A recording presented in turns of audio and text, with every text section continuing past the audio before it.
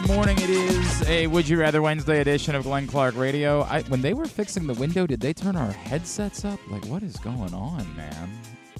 Window does look nice, though. No more crack in the window. Beautiful. I swear to God, it actually looks like a different color than this window. This is so they have to come in later to put the tint on this one. Oh, yeah. Okay, that's what that is. I'm like, I feel like I'm looking at two different It does look. worlds It out does. these two different it windows. looks like 4K, like HD yeah, 4K here, 100%. and it's like it looks good, 1080 it probably, but Look at you. What are you? You're a Best Buy employee? Griffin's working back in home theater. It's like, can I get you into a Netflix subscription while you're here?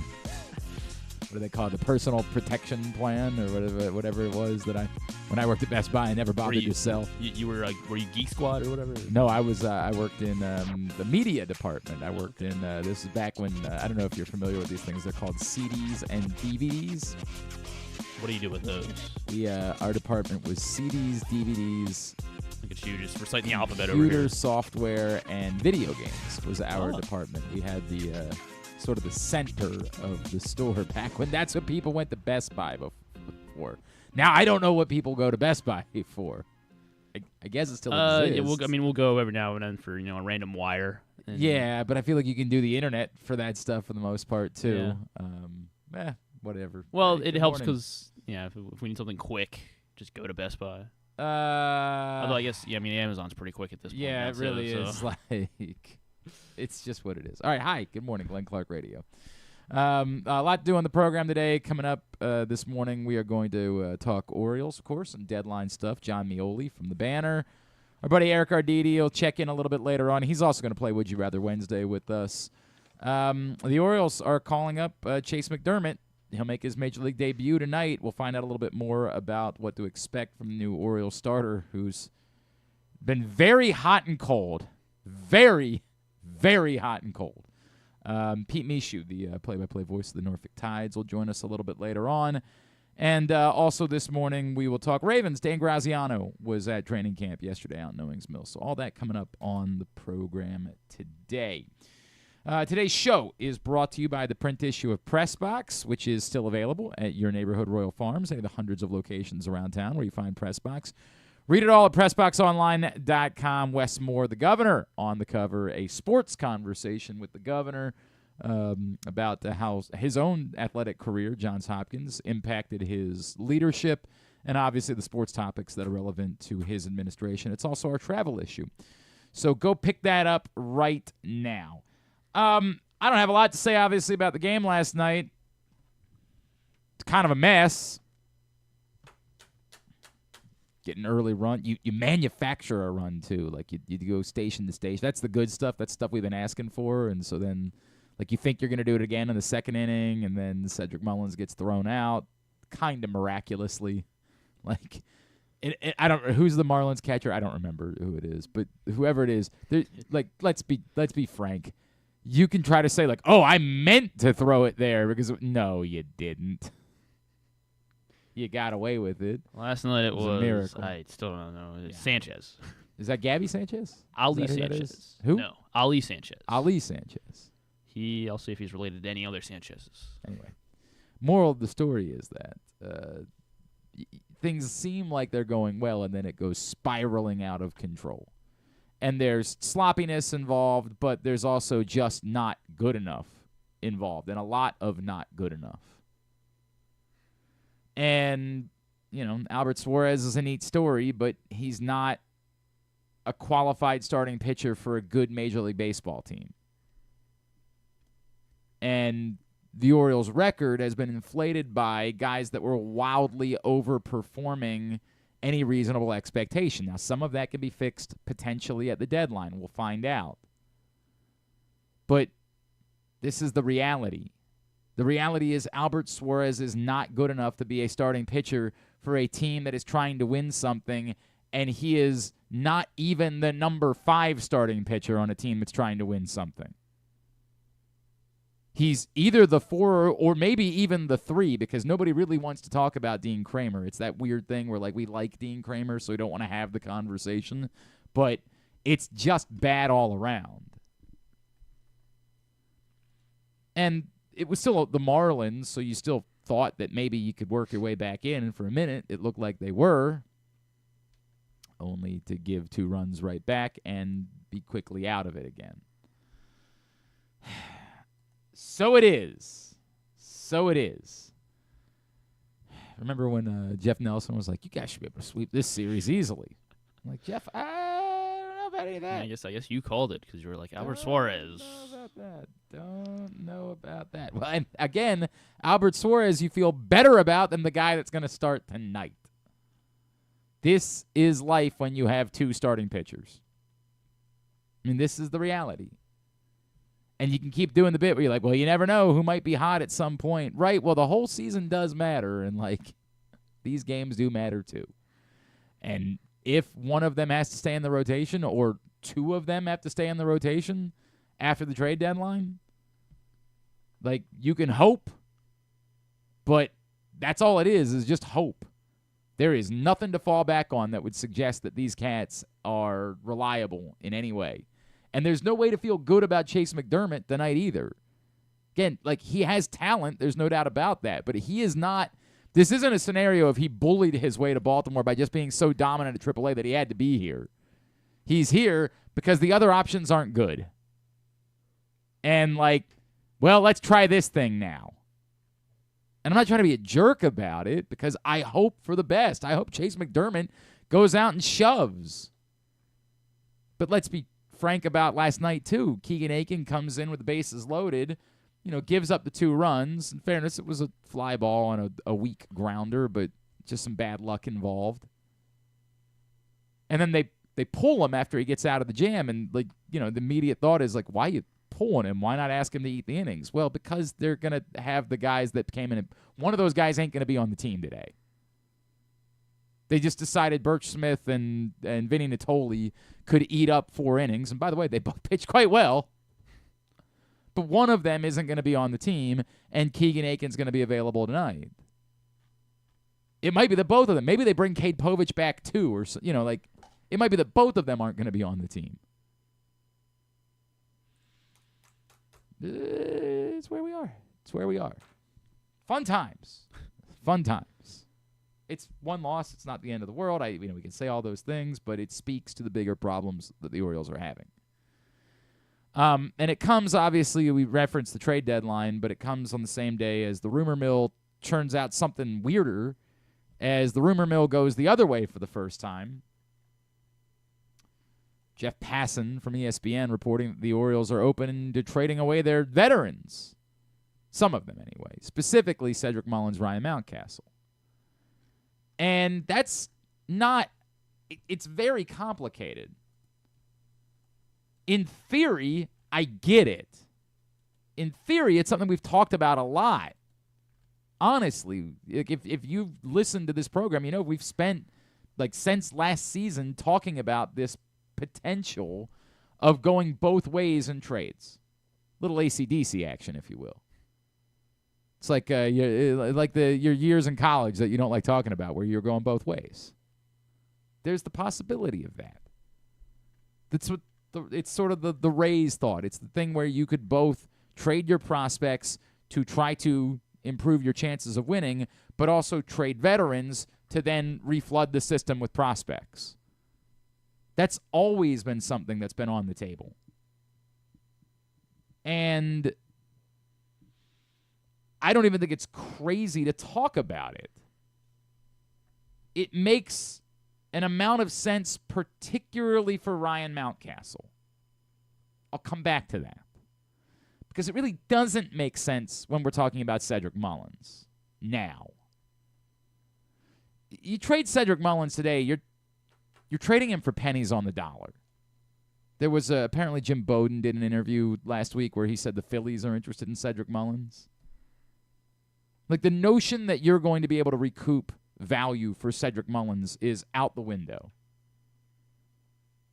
He's dealt with injuries. He's not looked the same other than a 2-week spurt. He's just not been the same guy. He's obviously still an outstanding defensive center fielder. He's obviously still fast.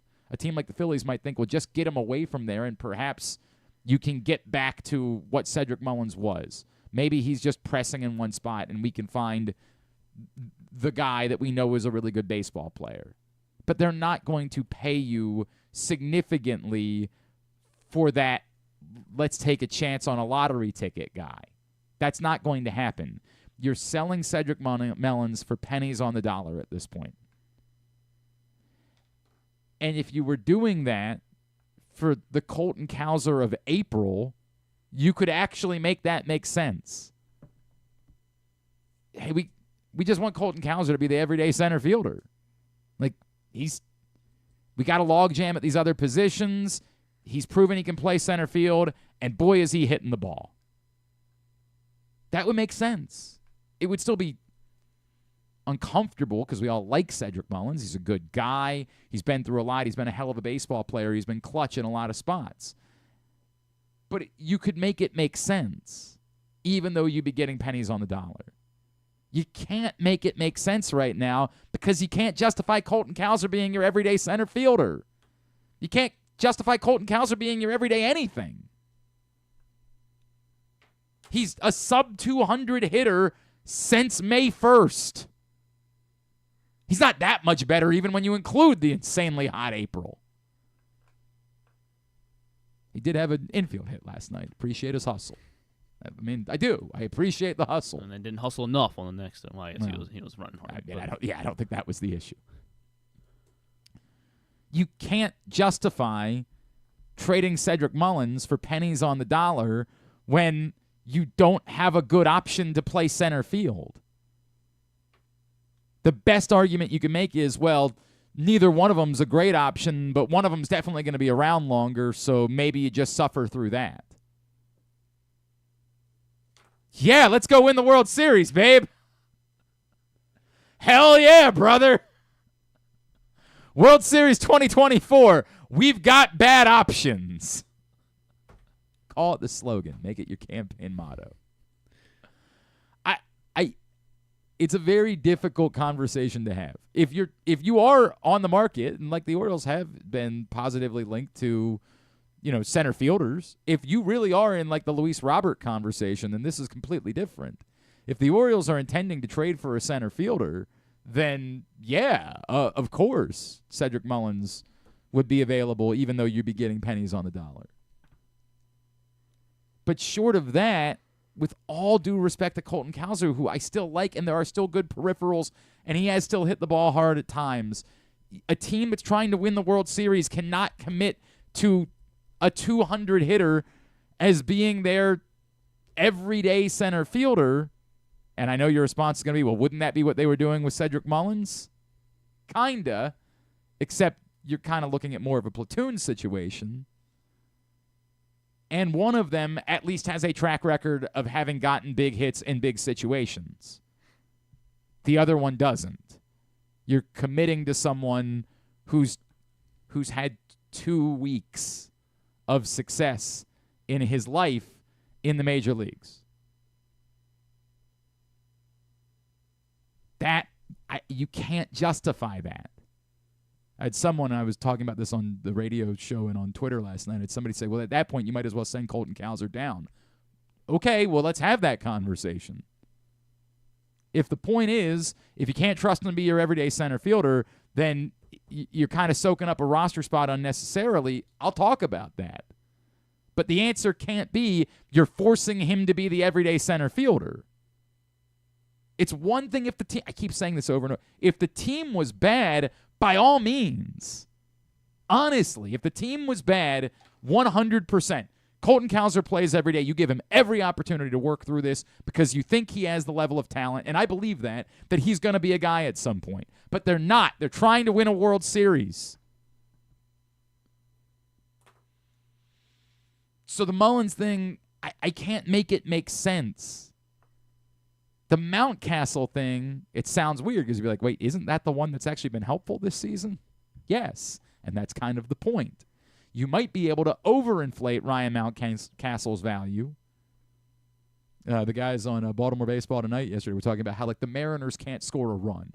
The Mariners might be the worst offense in the history of a over 500 baseball team. If there's a team that just simply needs a bat, any bat, they could look purely at Ryan Mountcastle's production and say, that could help us. And it could. And so you might be able to overinflate the value of a player that I think we all kind of look at and say, we like Ryan Mountcastle, but he's not likely to be a part of this thing long term.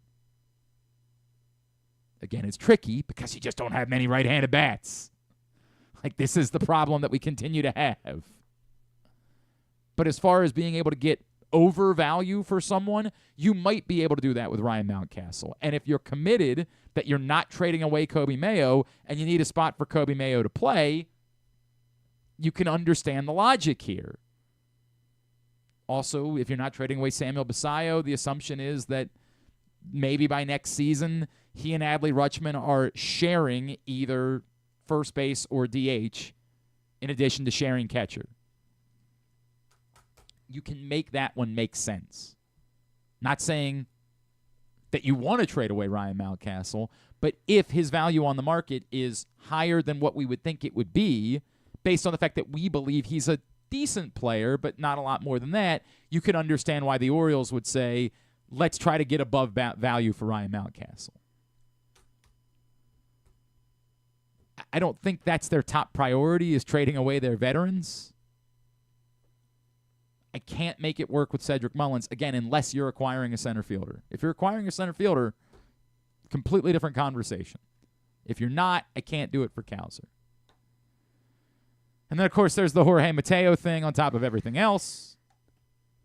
Not that Jorge Mateo had been playing all that well. That looked awful, but they just said day-to-day after. I'm like, yo, did you see his arm move the same way that we all saw his arm move? How in the world is he day-to-day? Connor Norby is on his way to Miami or already in Miami, one way or the other. And in the short term, if Jorge Mateo really is day-to-day, that kind of makes some sense. If you're not committed to him being on the injured list and needing someone for the long. Like, we were having this struggle. It would seem like this is the moment to bring Jackson Holiday back and say, all right, dude, reset. Here's your shot at second base. Now, if in part of his rehab plan they think that's too aggressive, then strike it, right? Like, it's just going to be Norby. But the assumption is you're trading Norby next week. That, like, whatever trades you're making, Norby is going to be involved. Does that change now if Mateo is out long term and you're not or if Norby just hits 11 home runs in the next Yeah, I mean, 6 that, days? Right? I'd be a little surprised by that. Could it have been your opportunity to bring Mayo back and have him play third and Westberg, or bring Mayo up and have him play third and Westberg second? First of all, I mean, Mateo's got to go to the injured list. Like, it's got to start there. You're not going to bring Coby Mayo up for a day. Yes, the real issue is if Mateo's not going to the injured list. Yeah. I mean, it's not true. If he's not going to the injured list, then you're not activating Connor Norby. You're just letting him hang out on the taxi squad because. Just in case. Yeah. I mean, like, you're going to say, hey, we can get through a game or two without Jorge Mateo. Nobody will like it because it means more Ramon Arias. That's just the way that it's going to go. Sorry, gang. Like, that's the way it goes. But we do need, obviously, more clarity about that. And how much is that impacted? How much is their decision about what to do roster-wise impacted by who it is that they're trying to trade? Like, if you're trying to make someone look more desirable in a trade, do you want them here for the next couple of days, or do you want to protect them from looking bad at the major league level? I don't know. I've never been able to get to the bottom of what's the better scenario for that. But we'll see. Presumably they would make a roster move today. Well, that's not true. Maybe if they want to wait it out. If they don't put Jorge Mateo on the injured list today, you assume it's because they're pretty confident he's only missing a couple of days. You would want to get the guy on the roster. Like, if you think there's any chance that he's out for like more than 5 days, I think you go ahead and make a roster move today and get someone on the team. But not my call, believe it or not. All right, that's what's going on. That's the reality of the circumstance. Today's show, Today's show is brought to you by County Sports Zone.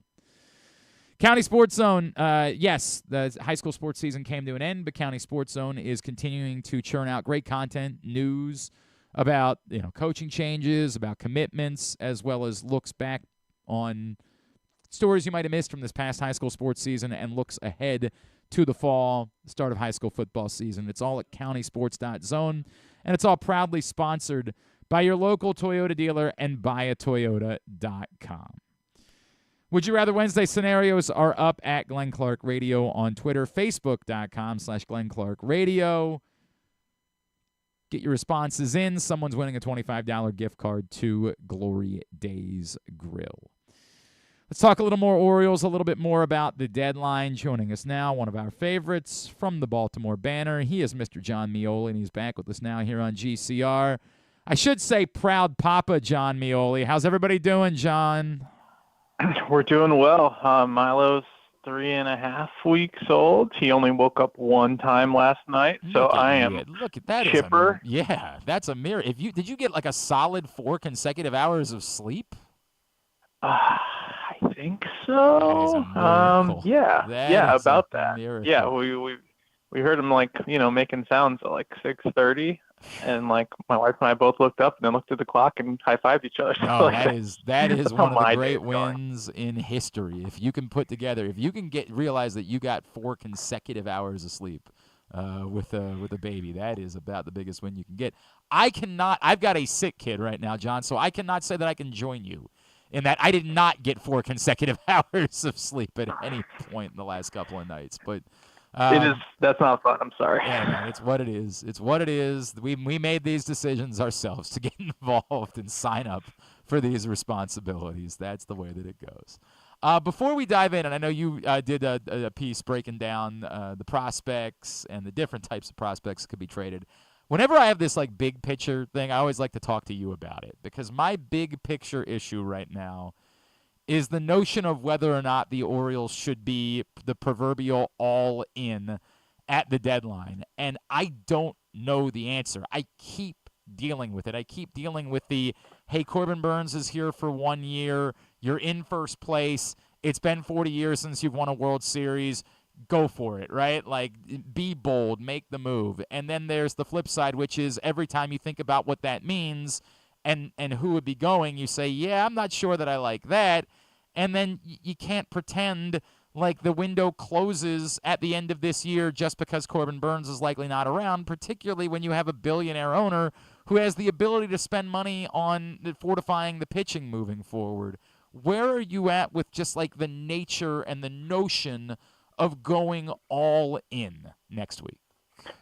And I appreciate, asking these, high-level questions to me. Unfortunately, I usually think about them as I'm talking through them to you live on the air, so bear with me as I kind of think about it. But I think that all in is relative. First of all, this is not an organization, a front office that is going to push all their chips in probably ever. I think that's just my opinion. I think there's a variety of reasons for that. It's not because they don't want to win. It's not because they don't think that this team is good enough to win. I think they just have, from the start, have basically said, look, they got here and we're like, this is a bit of a disaster. We are going to make sure that never happens again. They've done a fantastic job of making the major league team really good. They've done a fantastic job of setting up an infrastructure that will hopefully prevent, that from ever happening again. And I think you're going to often see them make decisions with that as their frame of reference. How do we make sure that we are good for a very, very long time? You've seen teams make those kinds of all-in trades, whether it's, the Padres trading for Juan Soto, basically everything that the Yankees and Dodgers do all the time. And those are teams that can make those big trades because they can and have the demonstrated ability and track record of spending their way out of it. If they make a mistake, they can just eat it and spend some more money and fix it. David Rubenstein and his ownership group are very, very wealthy. They are not, they are not the previous ownership group. They have the money to spend on this stuff, but we don't know if the Orioles can do that. So until we figure out an answer to that, they're not going to do anything that could be considered an irreparable mistake. So I think as you're talking about going all in, I think they're going to do what they feel is necessary to get this team, into and deep into October, and that will involve fortifying the rotation. But the idea of trading, 2, 3 top level players, prospects, however you want to refer to them, for one pitcher, which is kind of what all-in would be, seems a little bit outside of the realm of possibility, to me at least. It certainly is unlike, and I wrote a little bit about that. It is unlike. They have made the measured decisions for the most part. They have not made dangerous decisions. They have stayed the course. It sounds like if that's the case, then you would basically be saying, hey, you guys are having fun talking about Tarik Skubal, but like that let's be real, they're not doing Tarik Skubal. I have thought a lot about this. I don't want to say they're not going to do anything, because then, they could, and then you're wrong. Right. I think that if the Tigers are going to trade him, there's going to be a bidding war, because he's really good and he can help a lot of teams. And, this trade deadline market is not a rational one. And the Orioles would probably have to go beyond what they think is reasonable. That said, if we're talking about someone who's like a 3.5 win pitcher the next couple of years, and there aren't a lot of those, there might be half a dozen of those in baseball, like, that's really attractive. Are you going to trade 1, 2, people who could be 3+ win players for the next 6 years for that? I'm not sure the Orioles, just on a raw numbers basis, are going to do that, but there are more 3-win infielders than there are 3-win pitchers. And if they think there's a scarcity cost and they want to have one of those guys, that's interesting, then they do it. If they think that pitchers are bound to get broken, especially ones who have been broken before. But if you have, 9 3-win players in your lineup, you're going to be good no matter who's on the mound. Then they'll keep what they've got. But, Skubal is very, very good. He is, there are projections of him in the next couple of years that are going to indicate he's going to continue to be a really good pitcher if he's healthy. And that's what makes it really attractive, but that's also what's going to make the price exorbitantly high, and I'm not sure the Orioles are going to play that game. Speaking of high prices, there have also been reports about the Orioles and Mason Miller, and like when this started in like May, I was dismissive from moment one. As you just brought up, this is an organization of Yale-educated people and folks that believe in the Pythagorean model, and there is just no world to me where I can see them paying what the cost would be for any closer, even Mason Miller, who's been, a phenomenon. I know that the thought has been, hey, the Athletics are going to be bad, and they're going to be playing in a AAA stadium. They have to trade Mason Miller, and even if they can't get the full value of Mason Miller, they've got to get everything that they can get for Mason Miller, because the value is just going to depreciate while they're not even going to be trying to win for the next couple of seasons. But even in that world where like it's not the 10 that maybe the full value of Mason Miller would be, even in a world where it's like 80% of that, I still don't know that I believe that this front office is willing to trade anything of like significance for any closer. Am I wrong to feel that way? I think you're probably right in that. I think that there's, a rental is a more reasonable price if you're trying to get somebody else. I don't know if there are any rental closers out there. I haven't really looked at the rental closer market. Obviously would be the one. Yeah, Tanner Scott. Yep. That would be wild. That's probably a little more reasonable. All the same things that we're talking about with Skubal, with any pitcher, they are under control, yes, and they are cost controlled, yes, and they are also liable to get hurt and miss extended periods of time with little to no warning. So that probably ticks against that. I think just broadly, and we touched on this before, this is an organization that, yes, they have developed, stud pitchers, top line starters, Grayson Rodriguez, Kyle Bradish, who came over in a trade. They value Corbin Burns, but they've also, if you look at how they're trying to supplement that, they aren't really going with a star system in the minors on the pitching side. They are trying to just accumulate volume and have as much, decent to good to high level pitching come through the system as possible, because these guys are going to get hurt. So the idea of saying, yes, we believe that the way to develop pitchers and to supplement our rotation and to have a good major league pitching staff is to have as many options as possible and also to put a ton of eggs in one reliever's basket, those two things don't necessarily go together to me either. It's Jon Meoli, the Baltimore Banner. He's with us here on GCR. All right, so John, in a world where the actual, whatever they're going to land, let's say it's reasonable starting pitching, and of course, everybody in town will lose their mind when I throw Jack Flaherty's name into that conversation. But it's the Eric Fetties of the world. It's the next group behind Skubal or Garrett Crochet. That's where they're targeting. What do you feel like they should be willing to deal? Like, who are the prospects to you that this is the group that you trade from, that you have enough to make up for losing it, or they're far enough away that from a timeline it makes sense? Like, what's the group that you say, hey, if that's what you're looking for, you trade from this group of prospects in order to try to acquire that pitcher? For me, I think that the top three of Mayo and Holiday and Basayo are not going anywhere on I think that's, especially, for somebody who's not one of those like top guys.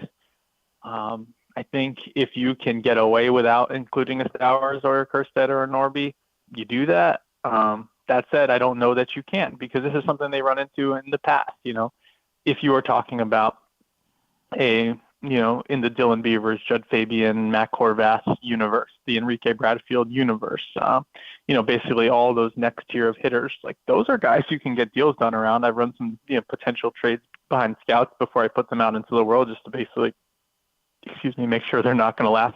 Nobody's going to laugh at me when I put them out. And like, if you wanted to do I think I ran by one that was like Fetty for like Judd Fabian and Cam Weston and like a Frederick Ben Cosme type. Like, that's a lot of value going the other way. Those are all really good players who have major league futures, and you get a pitcher who's in your organization for a year and a half. Like, that's a good trade. I don't know if the White Sox are going to be able to sell that from a perspective standpoint, because you're talking about, trading a really good player, a good asset away for somebody, for prospects that are not in an organization's top 7, 8. That's really hard to justify. They didn't get anything great from the Angels when they traded, when they made their Lucas Giolito, Reynaldo Lopez deal last year, but they got the Angels 2nd and 3rd ranked prospects. And sounds a lot better than the Orioles 7th and 8th ranked prospects. And that's something you're going to run into. So I think the Orioles can get a lot of deals done with that tier of below the Norby, Kerstad, Stowers, level, but will other teams accept that? Is that a conversation that other teams are going to want to have with them? The answer wasn't yes last year, and I can't imagine that's changed this year. So, by the way, I think there can be an understanding with that group that you don't want to trade those guys, but at some point you do have to acknowledge what is Connor Norby's role in this organization. What is it? At the moment, it might be filling in for Jorge Mateo, but I just don't know big picture what his role is within the Orioles organization.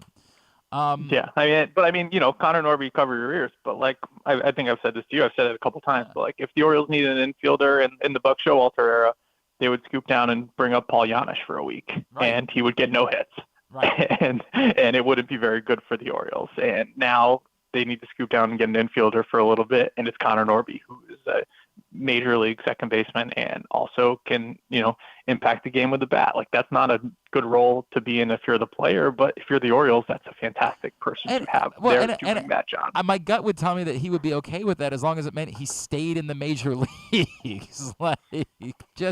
I'm at an age where I just don't feel like I should be running around on buses anymore. I feel as I think would be the way that Connor Norby would look at it. Let me. I'm sure. Sure. Let me wrap with this, and I know you wrote a little bit about it. There was this report from Jeff Passan that the Orioles could also go the other way and trade away some of their own veterans, and the two names that came up were Cedric Mullins and Ryan Mountcastle. And it's interesting to me because I think you and I have talked about this before too. It's sort of like the Tampa Bay Rays thought process of, fortify your system, be constantly trying to maximize value. And for Mountcastle specifically, I can make all of that make sense. If you believe that Kobe Mayo is ready now and you're just running out of positions, you might see an inflated level of value from Ryan Mountcastle because he's been productive, and you might be able to get something in a trade that would make sense to add into your system as you're trading away prospects. The Mullins one is tougher for me, man, because, like, that's pennies on the dollar at this point. Like, there can't be any actual trade value for Cedric Mullins, and you'd be doing it if you don't acquire a center fielder. You'd be committing to Colton Cowser, who clearly can play center field, but is actually a worse hitter since May than Cedric Mullins is. I just can't make that one make sense at this point. Yeah, that one is was interesting to read. I wrote that newsletter before I saw the Jeff Passan, article, I swear, so it wasn't like, tag teaming onto it. But it's something that I just kept thinking about. And, part of the reason a lot of those guys, if we're being completely honest, are still on the Orioles right now is because they've either, at the times you could trade them, they've either been too good or too bad to trade, but Cedric Mullins going an all-star year, you can't trade him. Austin Hayes would have these hot first halves and be indispensable, fall off in the second half, and then you get to the off season and you're like, well, what is this guy now? Like, we're not going to get full value because he had a 600-something OPS in the second half. So those guys are here to trade now because if they wanted to, because, because of that, they're in a position to do that if they want to. I think, I know there are parts of, there are parts of the organization that think that that is the right and responsible and smart thing to do, is to move these guys on while you can and get that value. There's always teams that are looking for that kind of player. And if they're willing to give you 2-3 pitchers, the Orioles have had a lot of success in getting those guys, on the minor league side to improve and to get value out of that. That said, it seems insane. It seems insane to do. It seems insane from like a perspective and a perception standpoint, especially if the Orioles aren't going to make the pitching splash that people might want them to. It feels really strange to me that they would subtract and also disappoint on the pitching front. But they have, these trades happen, whether it's Trey Mancini, whether it's Dylan Bundy, you can go on and on and on. These trades happen because they look at it from a pretty cold and removed way and decide what's best for the organization. And if it's going to happen, that's what it would be. I don't know how it would be. It would be challenging to make the case that it's better for the 2024 Orioles, especially given how Austin Hayes and Cedric Mullins are playing now. And Ryan Mountcastle's kind of his own deal because he hasn't been swinging the bat as well as he has early in the season more recently. But it's just a really tough sell. I don't think that means they don't do it. It just means it's there's a needle they have to thread, and they have to do a really good job doing it. Jon Meoli, remind everybody how they can sign up for the newsletter. Yeah, so the newsletter is for Banner subscribers. It's one of the subscriber exclusives the Banner's been offering. You just search Inside the Dugout, wherever you would find that. And I'm tweeting out everything as well. It's coming. The newsletter's coming out on Tuesdays. We're going to have a ton of Banner content in the next week or so. We're leading up to the trade deadline. There's also a Banner subscriber-only webinar that all of us Orioles folks are going to be doing on Tuesday, I believe. So if you're a subscriber to the Banner, that information has come to you, and I hope you sign up, and we'll answer questions, and I'll probably ramble to my colleagues about why I think the Orioles aren't going to do anything. Yeah, boy, that'll be the exciting. That's the one everybody's looking for. That's the big sell, Jon Meoli. Yeah, when they pitched it, I was like, have you been reading what I've been writing? And also, yes, I would love to do it. At Jon Meoli is how you follow him. Always appreciate you, man. Thank you for taking the time for us this morning. Talk to you soon. Thanks. Jon Meoli from the Baltimore Banner with us here on GCR. I got to be honest with you, it's very difficult. People don't know this about me, but it's low-key. I'm an Olympics head. Now, it's weird because it's not the individual sports. Without Michael Phelps, the track and field, the swimming, like the marquee Olympics events, they don't really do it for me. Everybody loves the gymnastics. None of those things. I'm not saying I won't watch. That's not what it is. Team sports during the Olympics, all in. That's not true because I'll watch all the tennis, and that's obviously an Olympics individual sport. I'll be glued next week. But low-key, all the other stuff, I'm in on.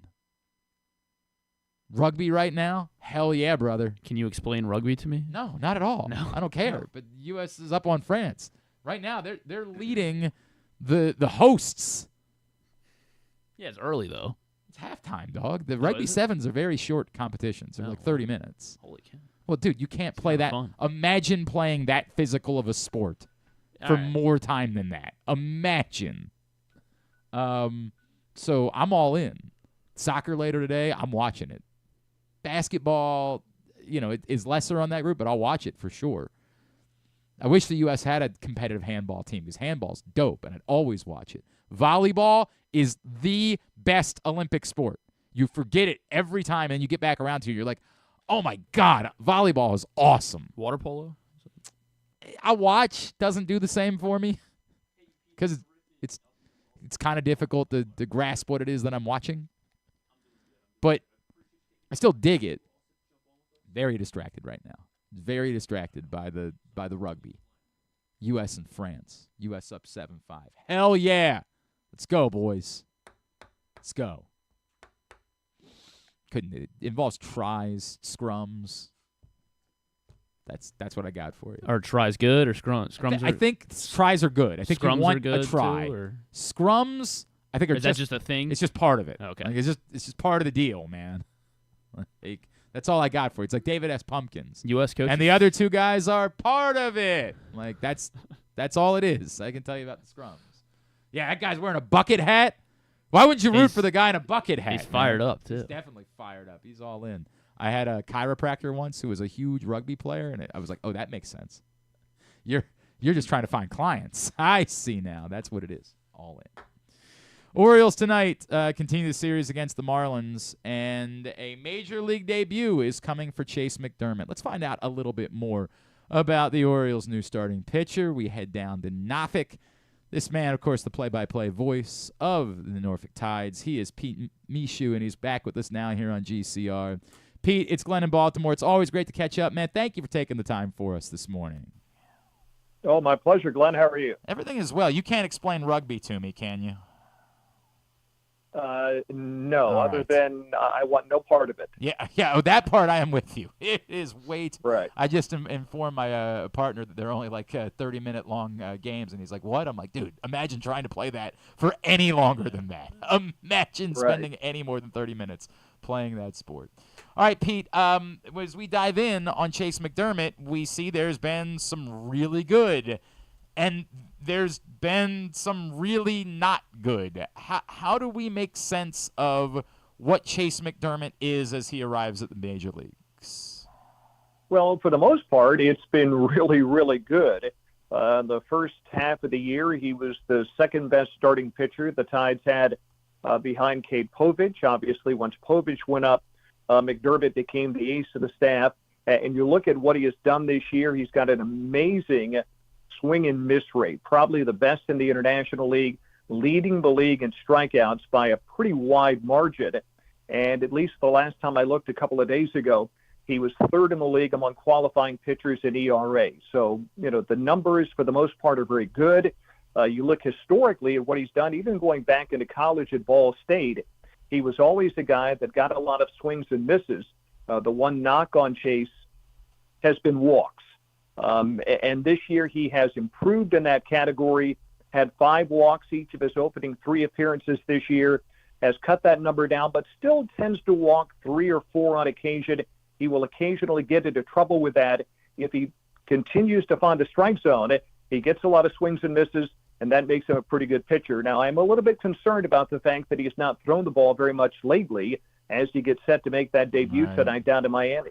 Yeah, you bring up the walks, and I think the concerning part for an Orioles fan that isn't watching the games is you look and you see a 1.43 whip at the AAA level. It would seem unlikely that you would expect that to be better at the major league level for a team that's trying to win.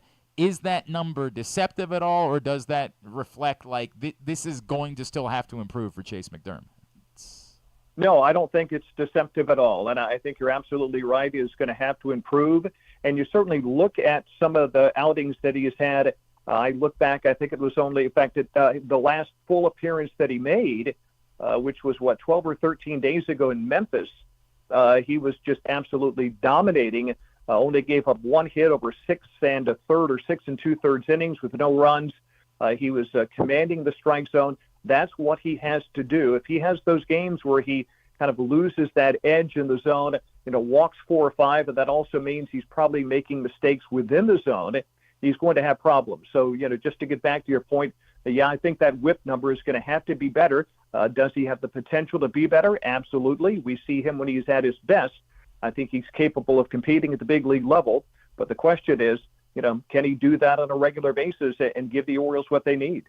Pete, from both a baseball and more from a temperament standpoint, do you feel like he's ready for this? Like whether this is one start, but more whether it's him being auditioning for an opportunity to be in the rotation right now, is he ready from a temperament standpoint to be a major league pitcher thrust into a playoff race? Yeah, I think he absolutely is. Just in talking with Chayce and just watching his demeanor on the mound, he's very calm. He's very controlled. Even if he's having a bad night, you never seem to see that from him. He carries himself in a very professional manner, and I think he's ready for the opportunity. And then I'm not saying that he's going to go out there and dominate tonight or in the days and weeks ahead, but I think he has certainly earned the opportunity to go out there and at least show what he can do. And I know I've said this many, many times over the last month and a half. Everyone seems to be, so hell-bent on the Orioles having to give away some top prospects to get pitching before the trade deadline next week, and maybe they will. But I've always said, why not at least give a guy like McDermott an opportunity first just to find out what you have before you go and give away some of your top prospects. Pete Michaud, the, of course, play-by-play voice of the Norfolk Tides, is with us here on GCR. Pete, I'd love to talk to you about a couple of those other prospects that everybody's talking about right now going into the deadline. If I could, just how do you describe Coby Mayo? Because it really does seem like almost impossible that no matter what's been thrown at him, whatever level, this guy just continues to eat and dominate, and he just looks unflappable to us. Yeah, and obviously I think had he not suffered the broken rib trying to catch a pop-up falling into the dugout about 2 months ago, he probably would have been up already. You look at the guy, and everybody wants to talk about the power, and obviously it is prodigious power, and everyone seems to forget this guy's also a 300 hitter, at least at the minor league level. And not to say that he'll do that at the big league level, but I certainly think he's capable of being a 270 guy in the big leagues. Hits the ball all over the ballpark. He's not just a pull hitter.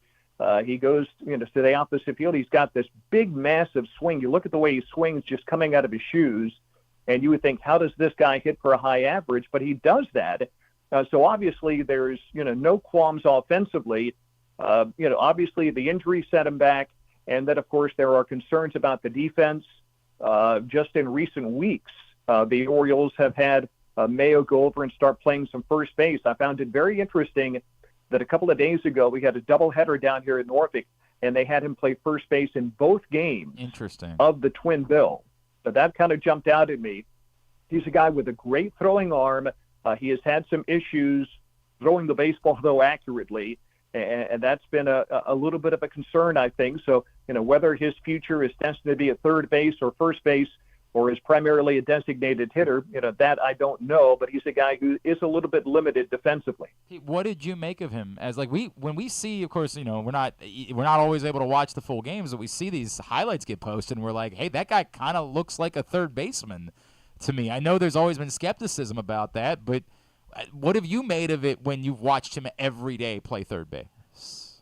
Well, he's a guy who makes several highlight reel, Brooks Robinson-style plays at third. And those are the ones that end up on Twitter and social media and on the highlight reels. He's also a guy who, unfortunately, will just butcher a routine play, more often than he probably needs to. And you can probably get away with that, without as many eyes watching you at the minor league level. Certainly it's going to be much more difficult at the big league level. You get that routine ground ball to third and you throw a one-hopper in the dirt that your first baseman can't handle. You just can't make that play at the big league level, more than, once in a blue moon. And those are the plays that Coby needs to get better at. The highlight reel plays, yeah, he's got those, and he looks like a third baseman. And as I said, he's got a very strong arm. He just needs to be a little bit more accurate with it. Can you explain for everybody the what the strategy was for Jackson Holliday with the rehab? Like, is it fully back to him being able to play? You know, there's this question at this moment with Jorge Mateo going down last night. Obviously, it's Connor Norby in the short term, but like, is it close to where Jackson Holliday could be an option again as an everyday second baseman? Well, I certainly think so. I think the Orioles have been incredibly cautious with Jackson when he suffered not so much an injury, but just kind of the wear and tear on the elbow, a little bit of inflammation. So they shut him down for, a good solid, month. And then he comes back from that, and they only want to DH him, and he only did that for 3 or 4 weeks. And I actually, in talking with Jackson, every time I said, how's the elbow? He's perfectly fine. No problem whatsoever. I think Jackson felt like he could have been back in the field probably, 3 weeks ago, 4 weeks ago. But the Orioles were being very cautious, and understandably so, with the number one prospect in baseball. He only got back to playing the field after the All-Star break, so he's only had, 2 or 3 games in the field defensively. But I think from the physical standpoint, I think he's absolutely ready. Obviously, the fact that he hasn't been out there playing much defense, it probably made it an easy decision to bring Norby up, at least in the short term, as you said. But, I think if you were to ask Jackson, he's been physically ready for quite some time now. The other side of that, of course, being like I know there was a bit of a concern with how his offense dipped after he returned from the struggles at the major leagues. The OPS on the whole still looks incredible. Like, are we back to the place where, oh no, this is Jackson Holliday? Yeah, there is zero reason to be concerned about this young man, and like a little bit of a lull that he had offensively. Well, I think everybody is always a little bit concerned until you find out that a player can get the job done at the big league level, and That's Jackson fair. has not done that yet. Obviously, he only had the one short-term stint and did not hit the ball very well then. So obviously, he's going to have to come back up and prove that he can do the job. You certainly look at history with Adley Rutschman and Gunnar Henderson and others that got off to slow starts in their big league careers, and obviously we know what they are now. And we're certainly hoping that Jackson follows suit in the same fashion. But, until a guy does it, you never know for sure. But certainly the tools all appear to be there. He's still a very, very young player. Let's not forget the fact that, he's still only 20 years of age. Even if he were to, hypothetically stay in the minor leagues, without a big league call-up, say for the next 2 years, which I don't think that's going to happen, but just hypothetically, he'd still only be 22 years old. So, he's still way ahead of the curve, and I think the future is very bright. But, is he ready right now? I don't know. Fair, very, very, very fair, Pete. I appreciate that. All right, before I let you go, who's the guy that's not in the top level of the conversation, that's not recognized as one of the top prospects for the Orioles or in baseball, that in just watching him this season, you said, you guys should probably know this name. You should be more aware of this player than perhaps you've been not watching every game that the Norfolk Tides play this season? That is a very difficult question. I'm just trying to think off the top of my head. Obviously, everybody that is worth looking at has probably been talked about. I'm trying to think about some of the position guys that we have, and certainly, Mayo and Holliday are getting all the attention. You've got some veteran guys. I wouldn't call it a prospect, but you got a guy like Daniel Johnson, who has had a little big league time with Cleveland in the past. And not to say that he could be a star player, but he's somebody I think could be a nice bench player or role player for somebody in the big leagues. I'm trying to think about the pitchers. Obviously, McDermott would have been the guy before today, because I've been talking about Chayce, for months now, the fact that he had not had an opportunity and had not been called up. In fact, I think I mentioned him to Mike Elias when Mike was down maybe 3 or 4 weeks ago, and said, when is this guy's opportunity going to come? So, obviously he's getting that chance tonight, but, McDermott probably would have been the guy right there. And we've got a young guy, a left-hander by the name of Trey Michaud. Okay. He's kind of a middle relief guy out of the bullpen. It wasn't a real high draft pick, and I don't think he's regarded as a prospect by anybody. But all I know is Trey goes out there and gets guys out every night. ERA is in the low to mid twos. Again, being a left-hander, you could always use left-handed pitching. So there's somebody, and if you're kind of looking for somebody that's under the radar and not on anybody's prospect list, who knows if he continues doing what he's doing since he got called up from AA, maybe that's a name we'll be talking about, later this year or next season. Very interesting. All right, at Tides Radio Voice is how you follow him. Pete, always appreciate you, man. Thank you for spending a couple of minutes with us this morning. Look forward to chatting with you again real soon, all right? Hey, always my pleasure, Glenn. Pete Michaud, of course, the play-by-play voice of the Norfolk Tides with us here on GCR. Really appreciate it. I'm sorry. I need a minute here. Rugby matches can end in draws? It's like the most physical sport in the history of humanity. And you just end it in a draw? That's it? Is this like a Just Olympic over? special Olympic group stage rules? I could not possibly tell you. It just ended in a draw. And in fact, a draw that, like, in order to get to the draw, I swear to God, an American player just kicked the ball out of bounds in order to end the game. Like, satisfied with the draw. Didn't pick it up and then try to take it the other way and go. I guess you can. I think after the clock ends, only the team that had the ball. Whatever. The moral of the story is, What do you know? I don't know anything. I didn't know that you could end a rugby. Is it a game or a match? What do they call it? I need to get to the bottom of this. A scrum. I'm a rugby guy now. Like, today, I'm a rugby guy. And I need to know all the why are we satisfied with a draw? Again, because they're the hosts, I would say actually that's a 12-12 victory for the United States. Like, I think right. They won 12-12 because France is the host of the tournament. But still feel like there should be something. Like, I don't know if it's like a strongman competition. I don't know what you do in order to break the tie. I can't believe that rugby can end in a draw. That's crazy to me. What are we doing? What's happening here?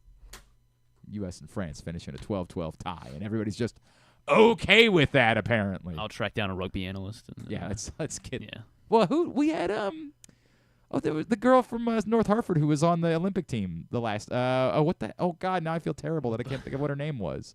She was cool. Abby Gustitis was her name. Abby Gustitis. I would like. Oh, she's probably like at the Olympics or something, like working. She's not on the team this year. I think she might have retired from international competition. But I would like to get to the bottom of this. I'd like to know a little bit more because I am not satisfied with the fact that it just ended in a 12-12 draw. Again, sorry, 12-12 victory for the United States. Come back in. We'll talk Ravens. Dan Graziano was out of camp yesterday for ESPN. Get his thoughts on what he saw. That's next. Glenn Clark Radio. Frederick Keys baseball is back. With 30 more home games beginning on July 2nd, the Keys are excited to welcome you back to Nimio Field at Harry Grove Stadium. We want to see you there. Countless promotions will be on display every game, with it ranging from Tap House Tuesdays to Firework Fridays and everything in between. For more information or to buy tickets, call 301-815-9939 or visit frederickkeys.com today. The ultimate fan experience awaits you at Sports and Social Maryland. See how we're raising the sports bar with our massive 100-foot media wall featuring 40 HD TVs and a 47-foot big screen. Bet on your favorite teams and this year's biggest events at the FanDuel Sportsbook while enjoying your favorite beers and cocktails, plus our delicious takes on bar food classics. Visit Sports and Social at Live Casino and Hotel Maryland at Arundel Mills. Must be 21. Gambling problem? Call 1-800-GAMBLER. Driving in Maryland? Did you know an Easy Pass from DriveEasyMD.com can save you time and money? Of course you did, because you are a thrifty driver. An antenna reads your Easy Pass transponder and automatically deducts the toll from your Easy Pass account. Learn more at DriveEasyMD.com. Hagerstown, Maryland, a snapshot of American history that dates back centuries. Today, the roots of the city expand with another historical moment, the grand opening of Meredith Park, Hagerstown's new event stadium and home to the Atlantic League Flying Boxcars. Experience the energy, culture, and adventure. Plan your getaway today at America's newest and most innovative ballpark. You're welcome in Hagerstown, Maryland. Visit Hagerstown.com. Treat yourself and taste the the Baltimore tradition that is the legendary Costas Inn. Hey, it's Stan the Fan Charles. For over 50 years, the Costas Inn has been a Baltimore original, dishing out their legendary fat, delicious, award-winning crab cakes and steamed crabs. It's crab season, so sit back and crack some crabs while watching the Birds pursue another divisional title on Costas's 15 TVs. On Monday night, the Costas Inn offers their half-pound jumbo lump crab cake with 2 sides for under $30. So head on down to the Costas Inn today at 4100 North Point Boulevard or visit them at CostasInn.com. There he is, Agent 00 Chicken. Nothing can keep him from Royal Farms Chicken Palooza.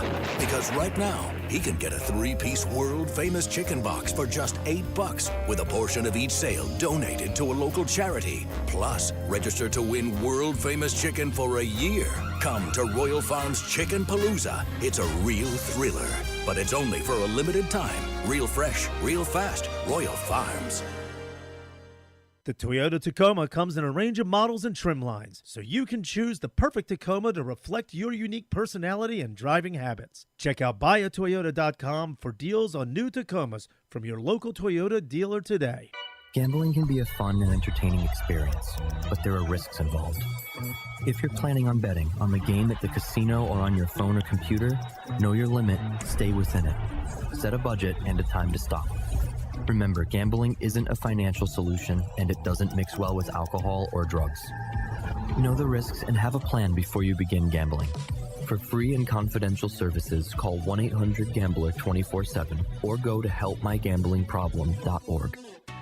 Escape to Ocean City, Maryland, and discover a place that just feels lighter, where every day feels like Saturday and French fries are a food group, where flip-flops are always in fashion and seafood is always in season, where the boardwalk is bustling and the beach is right outside your door, where you can rise with the tide and feel like a kid again.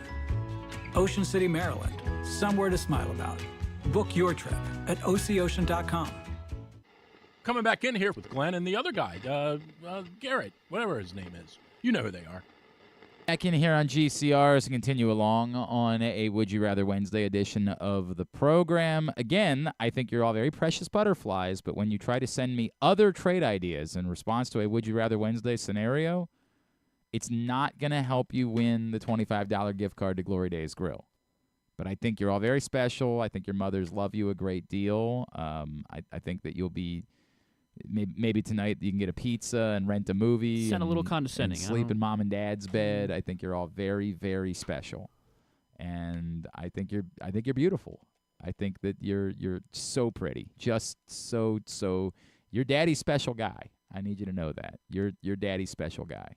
So for this game, my suggestion would be let's maybe consider responding to the would you rather scenario that was posted. Just mix it up, do something a little bit different for a change. I don't know. Just thought. Crazy, I'm aware. Just really, really out there, man. Really just doing things, seeing the world from differently. That's my jam. But maybe you consider it. Maybe you think about, seeing the world the way that I see it. All right, into hour number 2 of the program. We will get into Would You Rather Wednesday a little bit later on. In the meantime, our next guest was in Owings Mills yesterday covering Ravens training camp for ESPN. It's always good to catch up with an NFL insider. Our friend Mr. Dan Graziano is back with us now here on GCR. Dan, it's Glenn in Baltimore. It's always good to chat. Thank you for taking a couple of minutes for us this morning. My pleasure, Glenn. How you doing? Everything is good, man. Dan, it's a weird... some in years past we've had, is Lamar Jackson healthy? Well, I guess maybe we have the question because he's sick, but in big picture, we don't think there's an issue there. In other years, we've had the contract dispute. It feels like at this point, the only real question that surrounds the Baltimore Ravens is the one we can't get an answer to until January, right? We know they're good. We know they're going to be good if they stay healthy. It's just, can they get past the Kansas City Chiefs and finally break through? And it's really hard to answer that question in July.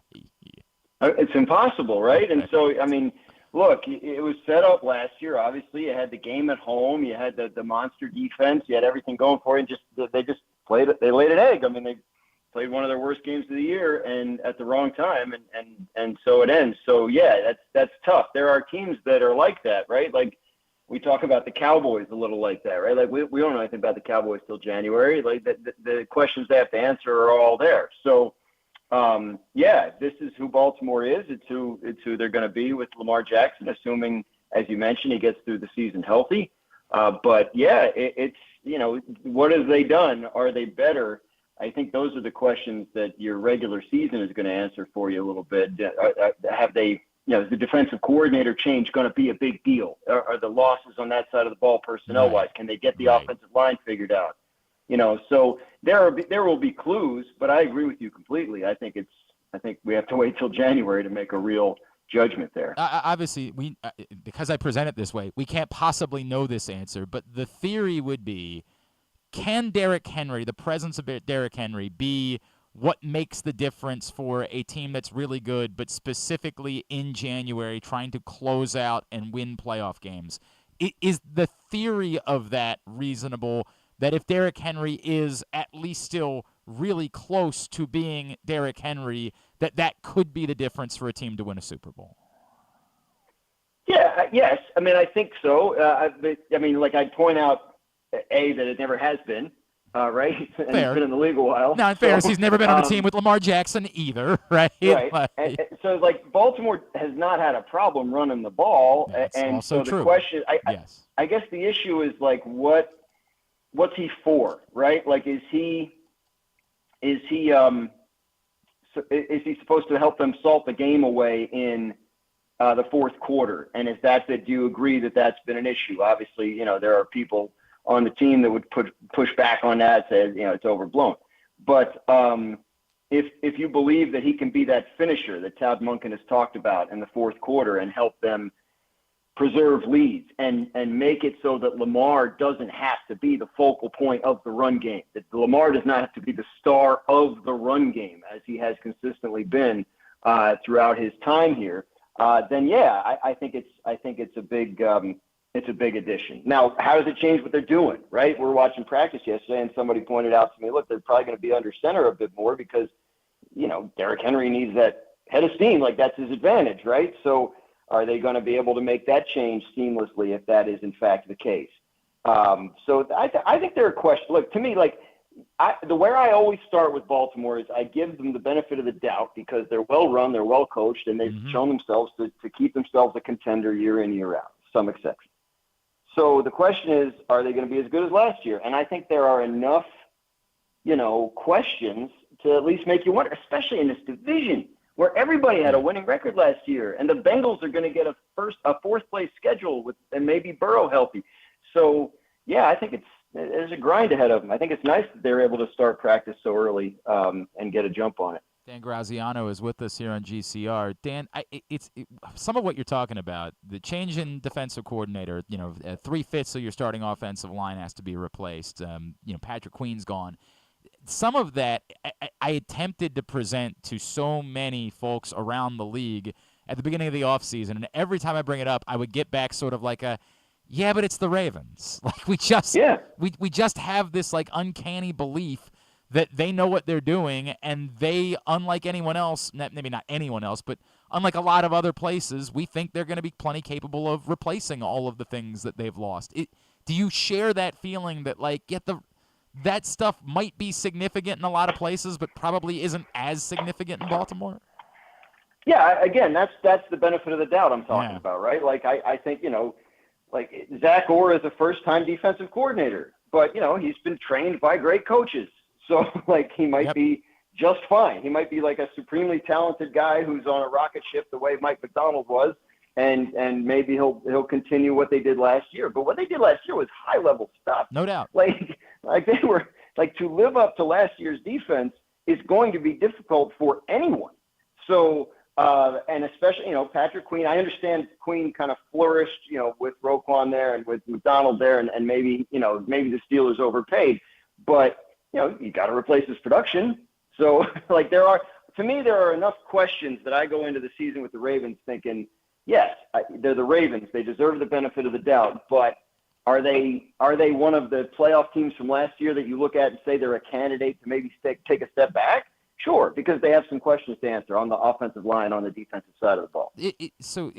Let me phrase it this way. They definitely have questions. Are any of them something that you would describe as a flat-out weakness? Is there anything that you look at this team and say, it's not just to me that I think there's a question there, I have to see it. It's that my gut tells me it's a full-on weakness for this club. I don't know the answers on the offensive line, right? Could that be a weakness if they don't? I mean, there's 3 starters from last year gone, right? So, like, if they don't effectively replace them, then I would imagine that could be a weakness. Is Derrick Henry the kind of running back that can overcome that? Sure. Yeah, he ran behind like the worst offensive line in the NFL. Right. But do you want him to be that at age 30? So I think that's where I look and say, you know, and then – I mean, they always find an edge rush, right? No, that to me, Dan, that's the one for me. Like the one area, because I have way more of what you're talking about with the offensive line, the track record of that. I have almost like no doubt that they're going to figure it out on the offensive line.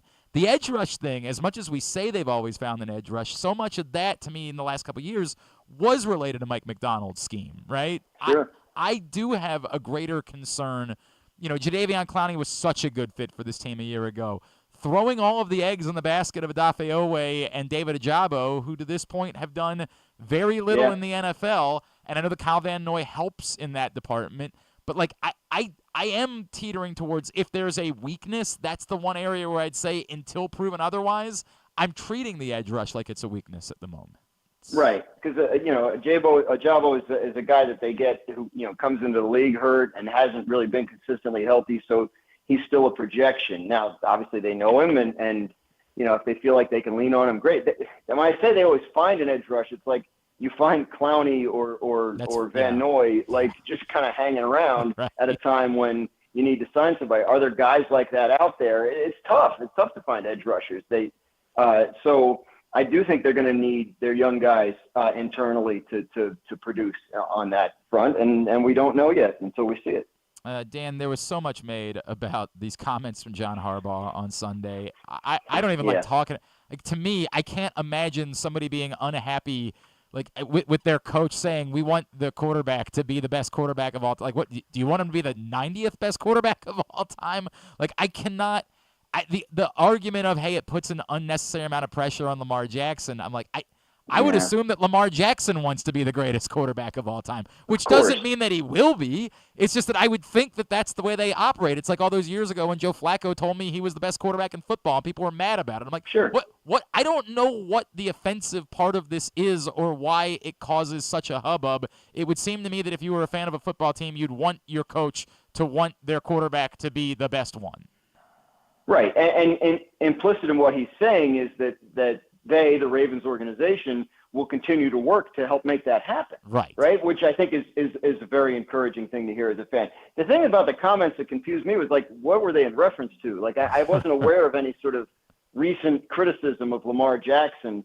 It struck me, and maybe I'm wrong, maybe John Harbaugh would tell me I'm wrong, but I don't think I am.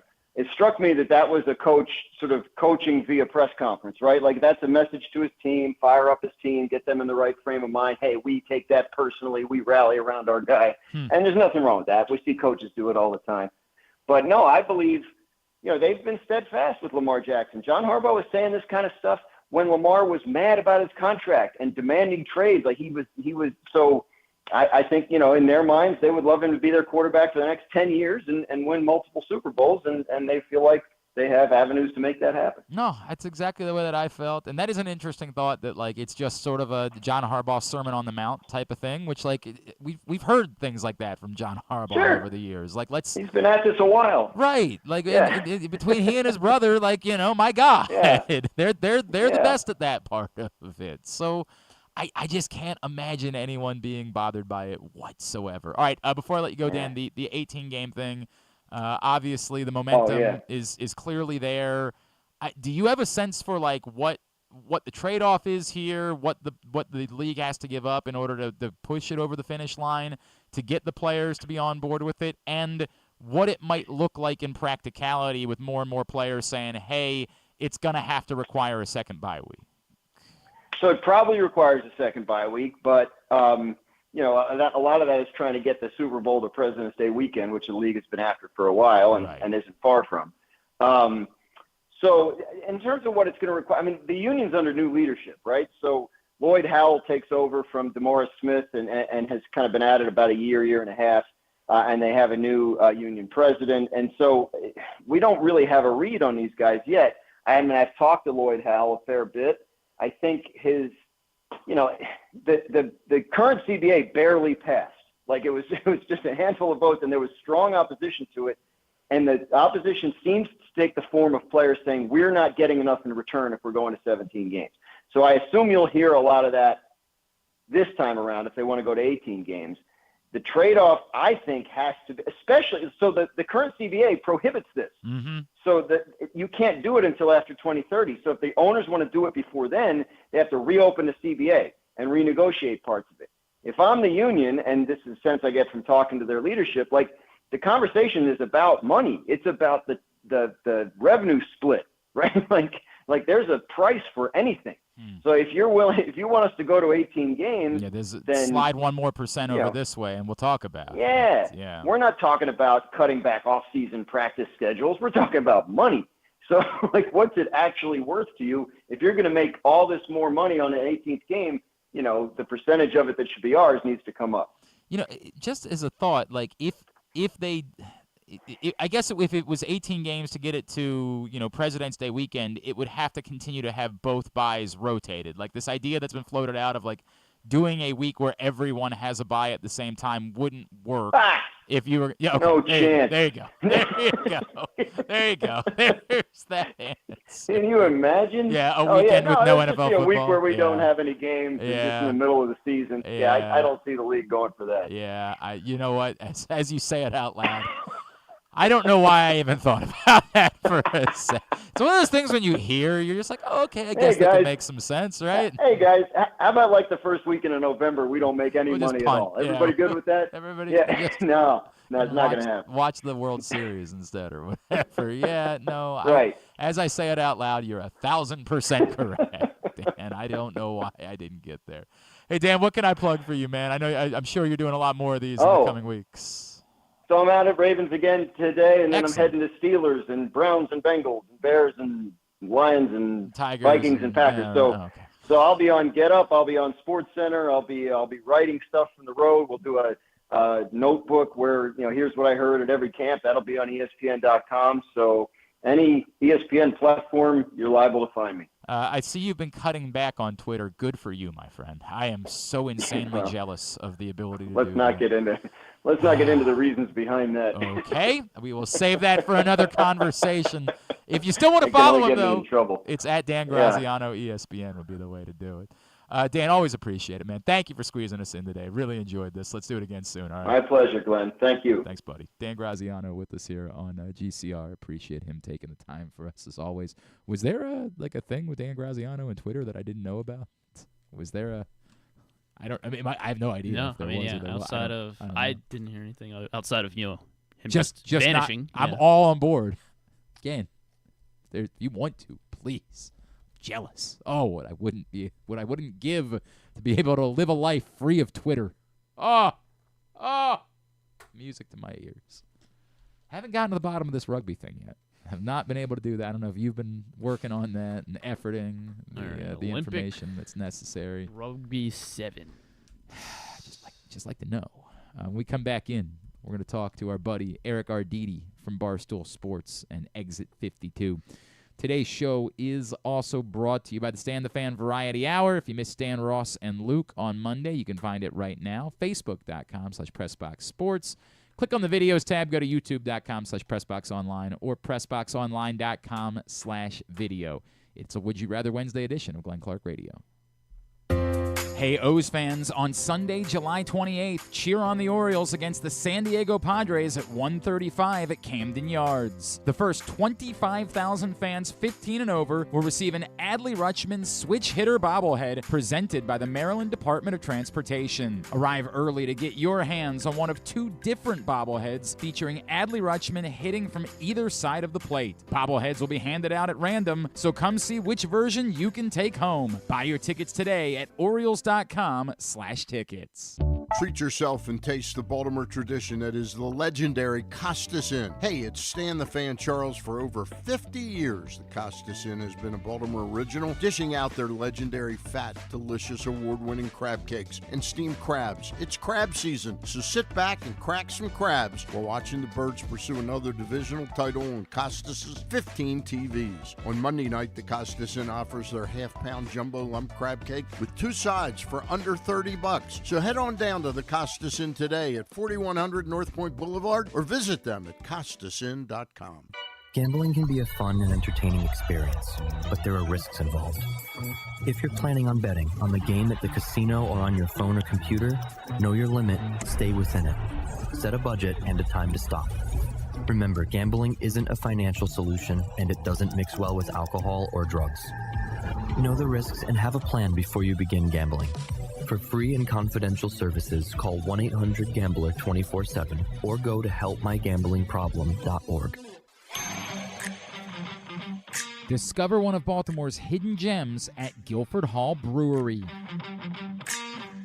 Enjoy dinner in our spacious brew pub, sip a signature cocktail in our outdoor dog-friendly beer garden, or take a tour of our brewery.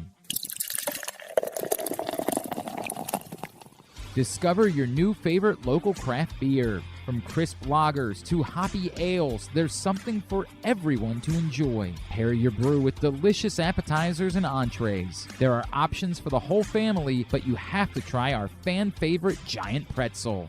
Guilford Hall Brewery, where every sip is a celebration. Visit us online at guilfordhall.com.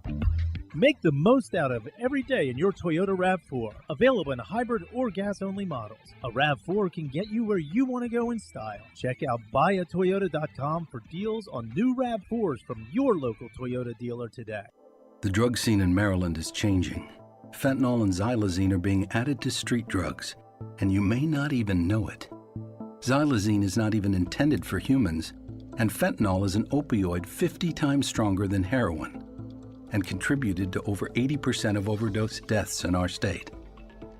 Anyone who uses drugs, even occasionally, is at risk of overdose. To learn more, visit stopoverdose.maryland.gov or call or text 988. There he is, Agent 00 Chicken. Nothing can keep him from Royal Farms Chicken Palooza.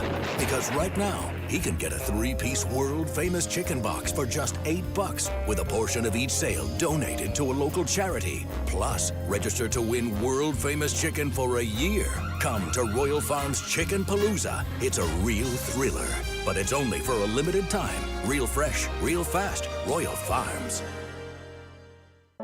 The latest edition of Press Box is available now, and on the cover, Glenn Clark and Stan the Fan Charles sit down for a sports conversation with Maryland Governor Wes Moore, discussing the Orioles and Ravens stadium leases, the future of horse racing in Maryland, and how his own football career at Johns Hopkins shaped him as a leader. This is also our annual travel issue with information about sports tourism opportunities in Maryland for your family to take advantage of throughout the summer. Press Box is available for free at over 500 locations throughout the region, including 60 Royal Farm stores, or you can read the entire issue at PressBoxOnline.com, where you can find great betting advice and the best daily coverage of the O's, Ravens, and Terps.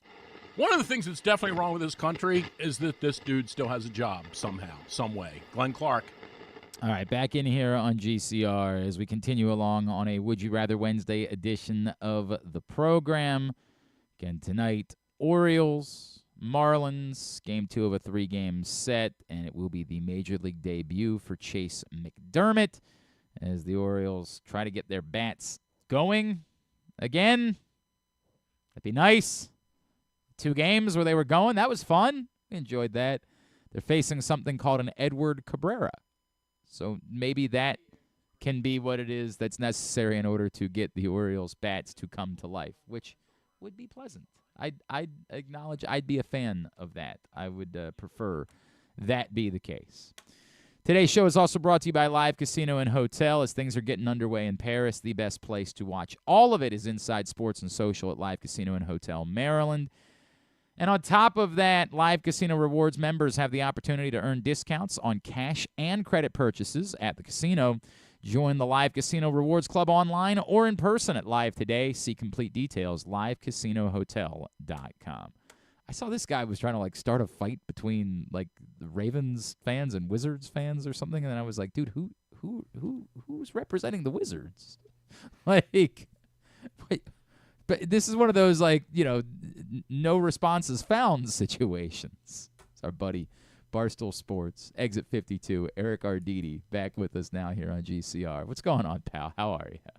There are many times where I will throw out some stuff to try and mix it up on the timeline, but that wasn't one of them. That's Gilbert Arenas' nickname. Okay. He was one of the best players in the NBA for like 5 minutes. Extended period of time. Not for an extended period of time. He had That's a in your hell mind. of a run. In your mind, it was a hell of a run. And it's one of those things where it could have been a hell of a run, but like he really hurt himself in the process. And his hell of a run was still on really bad teams. Like they had some epic matches against LeBron and in those yes, because those LeBron years. Was involved. Like no, I mean him missing the free throw at the end of the game and LeBron giving him the if you miss this you're gonna lose the game and all that. That's the greatest memory of Gilbert Arenas is missing a free throw. That's the most significant thing he had to offer to his basketball career. No, he had like those runs. He had the game winner against the Jazz. I mean, if you can't hear Phil Chenier and Steve Buckhantz in your ear right now, I feel sorry for the six of you that were watching the Wizards, right? Like, given the fact that the rest of the franchise's history has been dog ass, you probably have emotional ties. To actually try to inflate Gilbert Arenas as to having been a significant NBA figure, he's not quite Michael Redd or Michael Finley. Like he's over Michael Redd for sure. Dude, the actual accomplishments I don't think are going to back that up. I don't know. I'm going to go double check this. He was good, but Agent Zero, there's one Agent Zero, and it ain't Roquan. All right, here's what I'll give you. I'm surprised by this. I thought Michael Redd had a greater career than Michael Redd. He was a lefty, so you thought he was better. That's what it is. Yeah, that might be it. Michael Redd scored more points than Gilbert Arenas did in his career. Michael Redd he was only All-NBA once, and Gilbert Arenas was All-NBA 3 times. So that'd be the best argument. Although Michael Redd also did win an Olympic gold medal, which Gilbert Arenas never did. So it's pretty close between Michael Redd and Gilbert Arenas. What's Michael Redd's nickname? How would I know? Exactly. You try to make it think like it's some holy thing. And by the way, as I said, I am opposed to the idea of calling Roquan Smith Agent Zero just because, like, you know, if I come up with anything at all that's clever or different or original. But I just don't care about trying to like celebrate the heralded Gilbert Arenas like that. No, I was simply pointing out that nickname. That nickname was already taken. But I thought you also tried to do like the DC Baltimore bit, and there's like when I joke about this, there's one person that like that. Like there are just not Wizards. There are barely Wizards fans in DC. There are none in Baltimore. No one falls into this Wizards Ravens category. That's an audience of no one that like is actually bothered by this. I don't know if there's a Wizards fan anywhere anymore. Like, again, I mean, I haven't watched the Wizards since they don't exist. Since Gil left. So yeah, I wasn't me trying to like create this rivalry because again, I am not a Wizards fan anymore. I just don't care about them. I don't think anybody does. No one does. No such person exists. All right. No. All right. So what are you doing? I keep coming back to it feels like when you're a talk show host, when you're a columnist, whenever it is, that you have this like responsibility to try to set the tone and say something loud. And I'm not even, I'm not the hot take guy. But even not being the hot take guy, it feels like you're supposed to say something somewhat declarative. I genuinely don't know what the Orioles should do going to next week. I said it this way on the radio show last night. If I go on the air next Tuesday night and the Orioles just dealt Jackson Holiday to get Tarek Skubal, my response is going to be, okay, giddy up. Let's go, right? Like, go try to win a World Series. But to say today that I think they should do that, I can't tell you that. I can't tell you that. I am really struggling with exactly what the Orioles should do because I want this year to matter, but is it really? Like, do we really look at this group and say they're this close to winning a World Series, or did they maybe outperform a little bit what they actually are? I'm struggling with this at this point, dude. I am too, and maybe they did outperform a little bit, but I mean, I look at it. You look at the AL. The Orioles are still the best team in the AL. And that's Don't fair. give me the Guardians. Yeah, like this is the year to go for it. If there is a year where you do, again, Elias does kind of stray from his normal plan. This is kind of the year to do it. I mean, if they add a pitcher, if they add two pitchers, if they add a Fetty, I don't think Skubal gets traded. I'll say that. I just don't see the Tigers doing that. They're in a weak division. They, for some reason, think they're competing and like they're going to be close too. But they're not going to win anything anytime soon. But they're not going to trade him because they think they can. Well, I am struggling with that, man. Like, if they've just decided at the ownership level we're not spending money in the next couple of years to fortify this, I 100% could see a team like that saying, dude, see what it is that you can get. Like, there still has to be – they're not close enough for me to believe – that they can be a World Series winner in the next 2 years without like a serious, and they don't have enough in their system to justify that.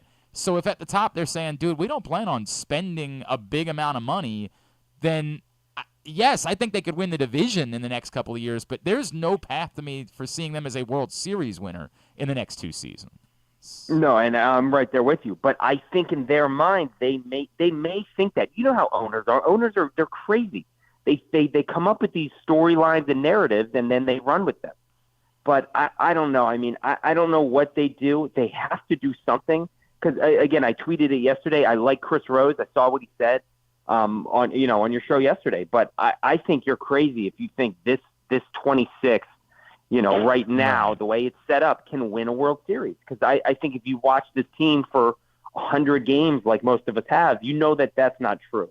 Again, I mean, it's Corbin and Grayson and crickets. Big Bird is not starting a playoff game for you. Dean is not starting a playoff game for you. Cole Irvin is not starting a playoff game for you. Well, or you have zero confidence in them if they do, to your point. It's funny, like the Chris Rose stuff yesterday, because it was in the same conversation as which he was openly campaigning for them to trade Jackson Holiday for Derek Skubal, right? Like, and the reaction is quite. And I told him that I disagreed with him. Like, I still do. I still disagree with the premise that they're good enough to win a World Series as constituted. But he made the point well, which is that, like, ask anyone in Texas this time last year if they thought they were good enough to win a World Series, and all of them would say no, right? Now, to the point, they went out and got Jordan Montgomery, and Jordan Montgomery proved to be the difference in them winning a World Series, right? Like, I get what he was trying to say. I just disagree. He's all in on Skubal's the answer, and maybe he is if he's available, right? Like, maybe this really is the move to make. But, boy, it's tough to do. It's tough to justify parting ways with such significant pieces when you don't think the window is closing at the end of this year. When you don't, like, it seems like there's a window to win championships for years. And even if you lose Corbin Burns, it feels like the new ownership of the team should be willing to spend the money to go get more pitching in the offseason in order to make sure that window continues. 100%. And again, the Skubal thing, I don't know if they're willing to fracture the farm system and send, two of the big four or one of the big four or whatever to Detroit for a guy who has already had two significant surgeries. He had the shoulder thing, and then he's already had Tommy John. So that doesn't seem like an Elias move to me. And again, it seems like Detroit is openly being like, hey, we'll listen. We're probably not going to trade him. But, hey, if you want to trade Basallo and Mayo, sure, yeah, we'll listen to you for sure, Right. They're not openly making calls, but they're like, hey, if you want to talk deals, we can talk deals. So I don't know. I don't think that's the move, too. And it's also funny because no one's really talking about this. We may be in the same – if they do trade for him, we may be in the same situation with Burns because he's a Boris guy, Skubal. So in 2.5 years, we may be going, oh, he's not coming back. We know he's not going to come back. He's a Boris guy. There's no way he's going to resign. But I could probably live with that, right? Like, again, if I make peace with this is the cost of it and you're getting – I could probably live with that for 2.5 years of Skubal. 2.5 years where I think you can win the World Series, right? Mm-hmm. And especially if they win one. I would forfeit seasons to win a World Series. 1,000%. You win one, no one cares. We could do Would You Rather Wednesday. If the answer is they win a World Series, it's always – there is nothing on the other side that measures against that. You can't possibly do it. So what are you good with? Like, what if it's not going to be that, the Scooble? What would they do by next Tuesday that you'd sit down and say, okay, I'm good with this. I think this makes sense. I think this helps them have a chance to win a World Series. I'm on board with this or these having been the moves. I think it's got to be at least 3 pitchers. I don't really care how they move it, I'm leaning towards starters. Again, I would love an Eric Fetty. I would love Tyler Anderson from LA. I know they just came out a couple minutes ago, and it sounded like they said they're going to hold on to their guys. But, Chris Bassett would be another guy who I think would line up perfectly for this rotation, and you can slot him in as a 3. I would love any of those guys. I think they have to try and – that's what I think they're going to do is some of those – I don't even know if they're second-tier guys. I would say maybe third-tier guys. I think any of those, some bullpen arms for sure, because – even though we have, I'm not even going to pretend to know what's his name? Burdick Smith? Birch Smith. The man has his own beer. Please show some respect. Him and it was a soprano, Vinny Natale. My cousin Vinny Natoli, right? Yeah, of course. We've got these new guys now. Where my dad Utes. Who the hell are these guys? And I was like, they kind of snuck them in. They both pitched really well. Minute, they both pitched really well last night, but it might be that neither one of them are on the roster today. Exactly. But again, I think they need bullpen help, and the more we go along, and this stench kind of follows them around, I think they need another bat. I think it needs to be a right-handed bat. Obviously, you would hope that it's in the form of the Mayo man, and I'm sure we'll see him early September, but it's going to be a long August before he comes up. But, I think they need another bat, maybe an outfielder, Kevin Pillar, because Austin Hayes just I don't know what's going on with him. He just doesn't seem to have it anymore.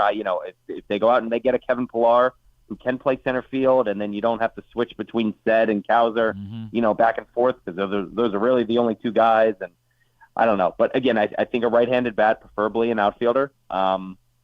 And then I think they need to make the moves internally, which is, a Jackson, a Norby, who's already up, or a Mayo. And then you got to add some pitching somewhere. I think they have to spread it out, but they need kind of everything right now, especially with the Mateo injury from last night, because that looks like that we'll see in 2026 or 25 or whatever. It looked awful, but man, the way they're saying it's just day to day. I don't know what to make of that. That's bizarre. The nice thing if it's Pillar is he's not going to be like super inspiring to anyone, but then he can't kick your ass anymore, which is what he's made a habit of doing over the years. Eric Arditti is with us here on GCR. All right, so what is if it's that second group? What are you comfortable with parting ways with in order to acquire from the second group? I think it's that group of the Norby, the Stowers, the Beavers, Fabian. I think anyone obviously, and Elias is too smart to do this. He's not trading Heston Kjerstad for Chris Bassett. No. That's not happening. Now, if it's Chris Bassett and Berrios, that's a different story. Obviously, that's not a trade I don't think Toronto would do. But, I think it's any of those second-tier guys who, AKA, are probably first-tier guys on any other team that's not named the Orioles or the Dodgers, with their farm system and the way it's set up. I mean, Connor Norby is starting for – Connor Norby's probably going to hit 4th for the Yankees if he was in their farm system right now. Stowers, again, you're seeing all these stories and they're really hyping him up about his potential and what he could be. He's a top prospect on any other team that's not the Orioles or the Dodgers. So – just because they're, 5, 6, 7, in the Orioles system. Those are 1, 2, and 3 in some other systems. So I'd be perfectly fine with giving them up, because same thing with Joey Ortiz, and I don't know why the heck this conversation was coming up this week, but they don't. There's no real place for them to play now. With Norby, that may change this week with the Mateo injury, and maybe you keep him at second and you keep Westberg at third, and then Mayo DH when he comes up. But it's and the Mayo thing, people are like, well, Mayo, Gunnar has 11 errors and Mayo has a couple. Mayo is not going to play third base. He is not a very good third baseman up here, or down in Norfolk, and I think that's the thing that people need to stop with, because they're like, oh, you just move Westberg to second and put Mayo at third. Well, the other part that nobody wants to talk about is Westberg's not a very good second baseman. He's not. The metrics. It's deceptive because we all watch and we're like, man, Westburg is a good defensive player. Then you look at the metrics, and the metrics say, yeah, he's a good defensive player at third base, and he's a really bad defensive second baseman. And you remember, I mean, they did the same thing with Ramon. He had the same thing the year he won the Gold Glove. He was awesome at third. He would play at second a couple times, and you're like, oh, that's a weird boot, or, that's a weird play that he didn't make. So, yeah, people automatically assume, oh, yeah, well, yeah, you can play these guys anywhere. It's just like, they're like, oh, well, just put Mayo at first. It's not beer league softball. You don't just put your biggest guy at first base and go, he's going to catch all the balls. That's not how it works, So I don't know. I mean, anyone in that second tier, I think Stowers, he's getting older. He deserves to play somewhere. It's obviously not going to be here with that crowded outfield, and hopefully they bring back Santander. But, I don't see a path for him to play here. But any of those second guys, any packages, I would be perfectly okay with because it's just a roster jam. So what did you make of the Passan report? The idea that they'll also be open to going the other way with trades. What do you mean, like holding on to their guys? They'd also be open to trying to trade away like the Mountcastles and the Cedric Mullins of the world. Yeah, I mean, the Cedric thing is weird to me because, just like we talked about, who is going to play center field if it's not Cowser then? Because again, I'm talking on Twitter to someone today, and he goes, well, you trade Ced and Cowser's your everyday center fielder. And I said, oh, that's perfectly okay with me. If your team was bad, that would be a no-brainer, right? Like, if this was 2019, yes, 1,000%. But, you're not. You're trying to win a World Series, and Colton Cowser's a sub-200 hitter since May 1st. And it's also, I don't know if you know this, they'll need days off. It's not the show. You don't just play these guys through everything. Legitimately, it's a legit question. Who is going to play center field if it's not Cowser? And he's like, oh, well, we can figure something out. And it's like, no, that's not what you do a week before the deadline. You don't just figure something out. So I don't think they'll trade Ced unless I don't know. I mean, again, unless they get a right-handed bat back who can play center field. And that's right. That to me is the scenario. The scenario where you go out and you acquire, to your point, a Pilar, somebody like that. Then okay, yeah, I can listen to this. You've got a log jam, and you do have to kind of address it and sell for. Because the other side of it is, it really will be pennies on the dollar for Cedric Mullins at this point. Like you're not getting value for Cedric Mullins. The Mountcastle thing is actually interesting to me because I could see a world where the Yale-educated guys that are running the team and gals that are running the team look at the Pythagorean model and say the numbers, wholly production-wise, might make other teams value Ryan Mountcastle a little bit greater than Ryan Mountcastle actually is, right? We think he's, and I'm just putting numbers out there, let's do the 20-80 scale, right? We think he's a 50, and these other teams might look at him and say he's a 55. And because of that, we can oversell while also loosening the logjam of all of these guys that we're going to have coming in the next couple of years. I'm not saying it helps you win the World Series this year, but I can get it. I can get the thought process on Mountcastle. The Mullins one, you're just doing it for the sake of doing it. You cannot recoup the value of Cedric Mullins because there is none at the moment, unfortunately. Exactly. And again, with Mountcastle, you're right. That's, I saw somebody yesterday, being like, he would hit 40 home runs in Great American Ballpark in Cincinnati, and it's, if they were looking to trade, who's that guy? Nick Martinez, who's a reliever, and so it's like that does kind of make sense. But, again, you make those trades and that's a guy who's been here forever. And he was kind of the first of these guys to come up.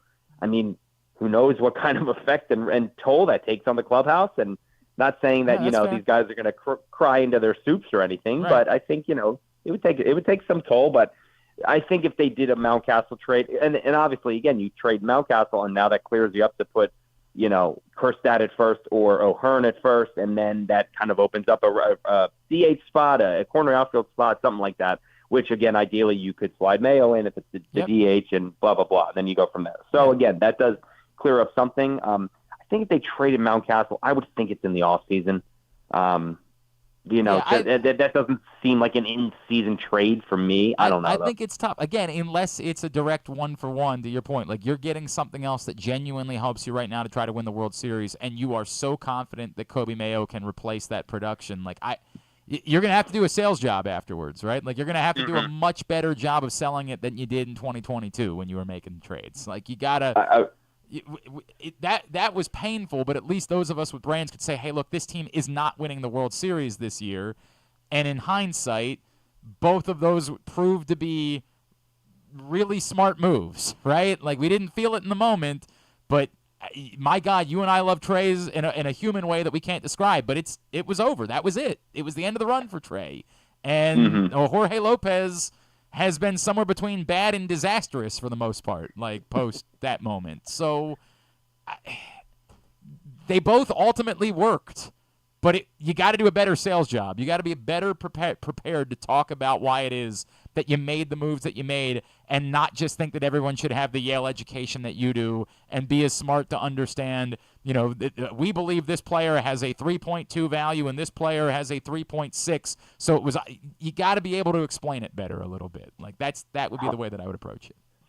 100%. Again, I mean, we remember, Elias is flying down to Texas to address the team after the trade, and it's like, yep, you better have a statement ready and ready, ready to go. That, and like you said, in perfect English, not in like correct nerd GM analytics cliche Aaron Boone kind of talk. Like talk to us as people, not like we're computers. Tell us you understand the pain. Tell us you understand that we love Ryan Mountcastle. Like we are do all the whole thing.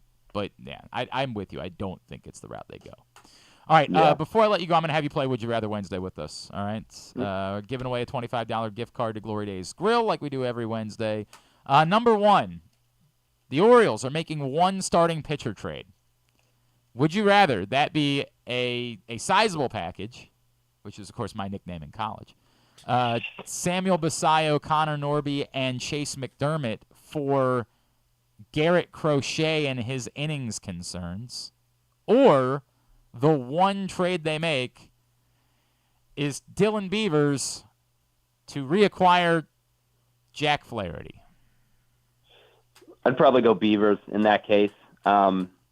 Looking at it just this year, like Crochet, I think if he goes anywhere, I mean, ideally, again, the innings thing. Yep. He threw 12 innings last year, I think. He threw 54 in 2021, I believe, and that's his career high. So you got to think he's up against this wall or something like that. So long term, that may be the move because, again, you could put him in the bullpen now and, you could have a Cano, Crochet, Kimbrel, or however you want to mix and match it. But I don't know. I mean, then you let him off the leash next year and he can do whatever he wants. But I'd probably go Flaherty in that case. If it's just a straight up Dylan Beavers for Flaherty, I'd probably do that. Griffin?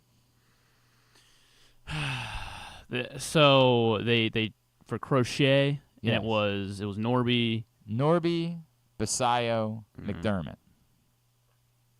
Dude, we can't just hem and haw and stuff. I think Flaherty's probably the right answer. If it was Crochet and Robert, I would do that one. Yeah, I get it. That's why I can't do that, because it would be easy. I think it has to be Flaherty. Yeah, just that calls for Crochet. You guys, just Jack Flaherty lovers over here. No, that's what I'm talking to. No. Dude, I'm torn because these are the two guys that I said I don't think. These are the two moves I don't think you can make. That's why I made this, the Would You Rather Wednesday. I don't think you can trade for Garrett Crochet because I don't think he can help you in the World Series this year, and it's cost too much. And I don't think you can reacquire Jack Flaherty because I just don't think it works, Jack Flaherty in Baltimore. I think the moment he shows up here with all of that baggage, it becomes problematic again. I don't think you can do it. But of the two, because I don't think either one of them are good, yes, I'm going to end up default having to agree with you that you have to take the lesser price then of what you're giving up. And so I would be inclined to say you make the Flaherty move, which is wild. All right, would you rather, Eric, be an Olympic athlete that has absolutely zero chance, none?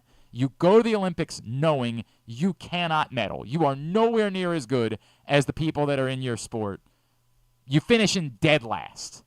But you do get to go, be a part of it, experience the Olympic Village, 500,000 condoms, the whole thing. Or would you rather be the number 5, top 5 ranked in the world cornhole player? Probably the Olympics. More just so for we all remember the swimmer from Africa, right? Who took 30 minutes to finish that, his swimming thing. He was the only person in remember that? It was all over YouTube. And I don't remember. Yeah, look up this story. He was something happened and everyone else dropped out. It took him like 10 minutes to finish the race. It was like 100 meters or something like that. And he legitimately was this isn't like he didn't struggling. get hurt or something. Like he just wasn't good. Yeah, he just they needed a representative, and he's like, I'll do it. But he became like this viral sensation a moment. See, that's like the Eddie the Eagle movie, where like I sat down and watched that stupid Eddie the Eagle movie. Eric the Eel, is that what it is? Who it is? Eric the Eel is what they called him. Okay, Eric the Eel. Eddie the Eagle. I didn't know anything about this story because it was a little bit before my time. And so they do this movie, and I don't know, it was on some streaming service that I had. So I'm like, all right, I'll watch the Eddie the Eagle movie. And it infuriated me because it kept that this guy was not good at ski jumping, but like had this dream of just going to the Olympics. He sucked. He was terrible. And like by default was able to go. And like it was supposed to be some inspirational story because his parents kept saying, Eddie, give it up, man. Go get a job. No, his parents were right. You stink at this. Go do something productive. But here's the thing. In today's world, you become a viral sensation. So what does that have to... How does that help you? You end up on The View. You end up with an ad deal. You end up at a speaking. I'm pretty sure. You're giving the commencement speech at Johns Hopkins. You're doing all this stuff, and what a you're just so inspirational and blah blah blah. You probably make more money in that moment. That. You're fine. I don't know, man. I don't know. I'm pretty sure the number 5 ranked cornhole player in the world gets some pretty good ad deals at this point. Like, dude, they all have patches on there. You're spending every weekend in Topeka and Des Moines. Playing cornhole with your buddies? That sounds awful. God, who would want to go play cornhole with their friends every weekend? That just sounds terrible. It could be a question if I was the number 1 ranked cornhole player, I think. I think number 5's pretty freaking good, dude. It sounds like useless. it sounds like you're gonna win some of the tournaments. It sounds like during the course of the year. I would, but I'd rather the number be 5 an ranked Olympian. Who's the number 5 ranked golfer in the world? Who cares? No. Yeah, golf is different though. Golf is different. I understand. I'm not trying to say you're making that money, but like it's the equivalent of that. I think you're being too dismissive of this. I don't know, but again, I think you could also. I mean, you spend your time in the Olympic Village. You can always say you did it. And again, you're on your hometown's Wikipedia forever. And the number 5 cornhole player is not on your hometown's Wikipedia. Is that definitely true? Do you definitely know every person that came out of a town? Like, does everybody who's from Pilesville know that there was an Olympic rugby player from North Hartford High School that was on the last Olympic team? Does everybody? I don't think they do. I bet so. If you look up the Skaggsville Wikipedia, it's probably Greg Merson for the poker for World Series of Poker, and then it's probably me for blogging at Barstool. But it would be the Olympics. The Olympics would be. By the way, this was a hotly contested thing once upon a time when I was doing the morning show over on NST. We did like a fake radio bit where we were fighting with Steve Molesky for some. I don't even know what it was about. God knows, right? Like I couldn't possibly tell you. But Steve Molesky and I both went to like Perry Hall High School, and somebody pulled up that Steve Molesky was on the notable alumni of Perry Hall High School, and I was not. And I was like, what the hell? And the next day, I was on and everybody just thought it was me, that I just went and put myself on there. Let me tell you something. I don't know, with my life on the line, could not tell you how to edit a Wikipedia page. I have no effing clue, and I never will have any idea of how to do it. But it became this thing for like weeks where then other people that I was friends with from Perry Hall were like sneaking on and putting themselves on his notable alumni of Perry Hall High School, and like with the works at a car dealer shit. It became this thing for a few weeks afterwards. I don't know if I've maintained my spot on the notable alumni or if they booted me off at some point. We'll have to check. Oh, if I'm off the list again, then I'm gonna have to fight. Gonna have to find someone who knows how to edit Wikipedia. All right, number 3. So Griffin, you also are gonna go be a terrible Olympian. No, well, I think I have a chance. No, you don't. That's the point, Griffin. You don't. I could. You go there knowing you suck at the sport that you're at the Olympics for. No. You are not. No, that's the premise, a-hole. I'd be good. No. And I'd have a chance. All right, that's it. No more Griffin involved with Would You Rather Wednesday. It's just you and Eric, me and Eric now. Number 3. Would you rather spend the next 2 weeks doing nothing but watching football practices? Ooh. Nothing but football practices. In person, tape, that's all you're doing for the next 2 weeks. Or you spend your next 2 weeks doing nothing but watching the Olympics, with the caveat being that you don't get to do any of that in person. Instead, and this is near and dear to my heart at the moment because of what's going on in my family, you're living in a hospital room for the next couple of weeks. You're eating hospital food. You're sleeping on that god-awful daybed that you don't even fit on, not the actual hospital bed, which is comfortable. By the way, how about my 9-year-old son last night talking S to me in the middle of the night? Hey, Dad, I'm awfully comfortable over here. How you feeling? He's 9. He's 9, and he's talking S to me in the middle of the night. That's when you just push him off. You're getting poked and prodded. They're drawing blood. They're testing you for things. That's how you're spending your 2 weeks. Which one are you doing?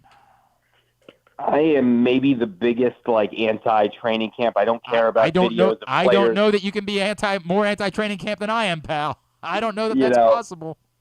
I don't care about seeing these guys come out running down the hill, high-fiving 9-year-olds and all that stuff. Give me that though. I'm not doing that. I'm not doing the hospital room thing. I'm not. I'm perfectly okay with watching training camp and reporting on who's practicing and this guy has a big shell on his helmet now and blah blah blah. He's in the best shape of his life. Give me best shape of his life comments over poked and prodded by needles. Griffin. Well, I love training camp. Oh yeah, you're such a weirdo. So yeah, I'll do that. So this one was easy for me because I actually am a closet Olympics guy, as I've said before. Like dude, if you could have seen me, I don't remember who we were talking to, but I feel terrible for whoever I was interviewing while the USA-France rugby match was on because I was not paying attention. I think that might have been Pete Michaud from Tides. I'm sorry, Pete. You're great. Love you, buddy. But man, USA-France rugby I'm all in. I'm a closet Olympics guy. It's not the swimming. That does nothing for me unless Michael Phelps is involved. It's not the track and field. It's the team sports. I'm all in. Handball, I'm watching it. Volleyball, I'm watching it. Man, it's great. I don't know that I can continue to sleep on the daybed. That sucks. But I am a closet Olympics person. I will put up with the sacrifices in order to be able to spend my couple of weeks watching the Olympics instead of watching fake football. I can't do that. All right, get through. What are all the plugs that I need to do for you, my friend? Just Twitter, EDITTI22 at Exit 52 Podcast on Twitter and all the places you listen and watch stuff. And again, I think it's going to be a very, very exciting next 6 days. And I'm sure Orioles Twitter will take whatever they do and in stride, and everything will be perfectly civil on the website. Hibachi! Yeah, Agent Zero. We all know who the real Agent Zero is. Love you, buddy. Appreciate you. We'll talk soon. All right. We'll talk later. That's my guy. Eric Arditti. There's another USA rugby match today. And, it's going to be a really awkward moment because I got to go right back to the hospital after I finish the show. It's going to be a weird – by the way, I haven't showered. I just couldn't deal with it last night. I'm like, I got to spend every possible moment that I can in this bed to try to sneak a couple of hours of sleep into the evening. And the other thing, too, is they're still coming in the middle of the night, checking vitals and doing, drawing blood. And he can just pass out in the middle of the day. No problem. He doesn't have to, keep life going. keep paying for all of this. So whatever. He's unbothered by it. When I'm woken up at 4 a.m., by then I'm in there drawing blood, I just, look over at him and think, oh, he's got to be pissed. And he's just, chilling. They're talking to him. He's just so what are you doing now? He's just having a conversation. Me, I'm ready to scream at all of them. And they're lovely people. We're getting great care. They couldn't be nicer. But I just want to lose my effing mind. Get out! Can't do it. Can't do it. But yeah, there's another rugby match coming up this afternoon. Your boy's in. All in. I'm going to learn a player's name. Maybe. We'll find out. I don't know yet, but I'm thinking about it. I'm considering learning a player's name. Come back in, get a tidbit and two, but to wrap things up. It is a Would You Rather Wednesday edition of Glenn Clark Radio. Escape to Ocean City, Maryland, and discover a place that just feels lighter, where every day feels like Saturday, and French fries are a food group, where flip-flops are always in fashion, and seafood is always in season, where the boardwalk is bustling, and the beach is right outside your door, where you can rise with the tide and feel like a kid again. Ocean City, Maryland, somewhere to smile about. Book your trip at OCOcean.com. Whether your focus is luxury and comfort, convenience and technologically advanced connectivity, or sporty performance and aggressive styling, we've got the perfect Highlander for you. Check out buyatoyota.com for deals on new Highlanders from your local Toyota dealer today. The ultimate fan experience awaits you at Sports and Social Maryland. See how we're raising the sports bar with our massive 100-foot media wall featuring 40 HD TVs and a 47-foot big screen. Bet on your favorite teams and this year's biggest events at the FanDuel Sportsbook while enjoying your favorite beers and cocktails, plus our delicious takes on bar food classics. Visit Sports and Social at Live Casino and Hotel Maryland at Arundel Mills. Must be 21. Gambling problem? Call 1-800-GAMBLER. Discover one of Baltimore's hidden gems at Guilford Hall Brewery. Enjoy dinner in our spacious brew pub, sip a signature cocktail in our outdoor dog-friendly beer garden, or take a tour of our brewery. Discover your new favorite local craft beer. From crisp lagers to hoppy ales, there's something for everyone to enjoy. Pair your brew with delicious appetizers and entrees. There are options for the whole family, but you have to try our fan-favorite giant pretzel. Guilford Hall Brewery, where every sip is a celebration. Visit us online at guilfordhall.com. The drug scene in Maryland is changing. Fentanyl and xylazine are being added to street drugs, and you may not even know it. Xylazine is not even intended for humans, and fentanyl is an opioid 50 times stronger than heroin and contributed to over 80% of overdose deaths in our state. Anyone who uses drugs, even occasionally, is at risk of overdose. To learn more, visit stopoverdose.maryland.gov or call or text 988. Frederick Keys baseball is back. With 30 more home games beginning on July 2nd, the Keys are excited to welcome you back to Nemeo Field at Harry Grove Stadium. We want to see you there. Countless promotions will be on display every game, with it ranging from Tap House Tuesdays to Firework Fridays and everything in between. For more information or to buy tickets, call 301-815-9939 or visit frederickkeys.com today. Driving in Maryland? Did you know an Easy Pass from driveeasymd.com can save you time and money? Of course you did, because you are a thrifty driver. An antenna reads your Easy Pass transponder and automatically deducts the toll from your Easy Pass account. There, you just saved money with Easy Pass, all without slowing or receiving a notice in the mail. Well done, thrifty driver, well done. Get your Easy Pass at driveeasymd.com. The Ed Block Courage Award Foundation has been working in partnership with the NFL for 46 years to support abused, neglected, and at-risk youth across the country, partnering each team with a children's facility or program that supports the well-being of those in need. Annually, one player from each team is selected by their peers to receive the Courage Award for their inspiration on and off the field. Learn more about how the Ed Block Courage Award Foundation makes a difference, and be sure to check out their latest podcast and web series episodes at edblock.org. Contrary to what some people believe, I actually like this guy when he sleeps. Glenn Clark, talking sports. Andrew made a good point on the YouTube chat. He said, Birch Smith being lights out near immediately should be an example of why you don't need to trade significant assets for relief help. And, to some extent, I agree with that. Like, Jacob Webb was something they pulled off the trash heap a year ago. He's been their most reliable reliever this season, right? There's constant. I do think it's different in terms of talking about a definitive closer. And I know that everybody says, hey, that the numbers don't back that up. The mentality aspect of it does back that up. That there are just guys whose temperament is different in that point, and there's a handful of them, and you have to strike in those immediate moments.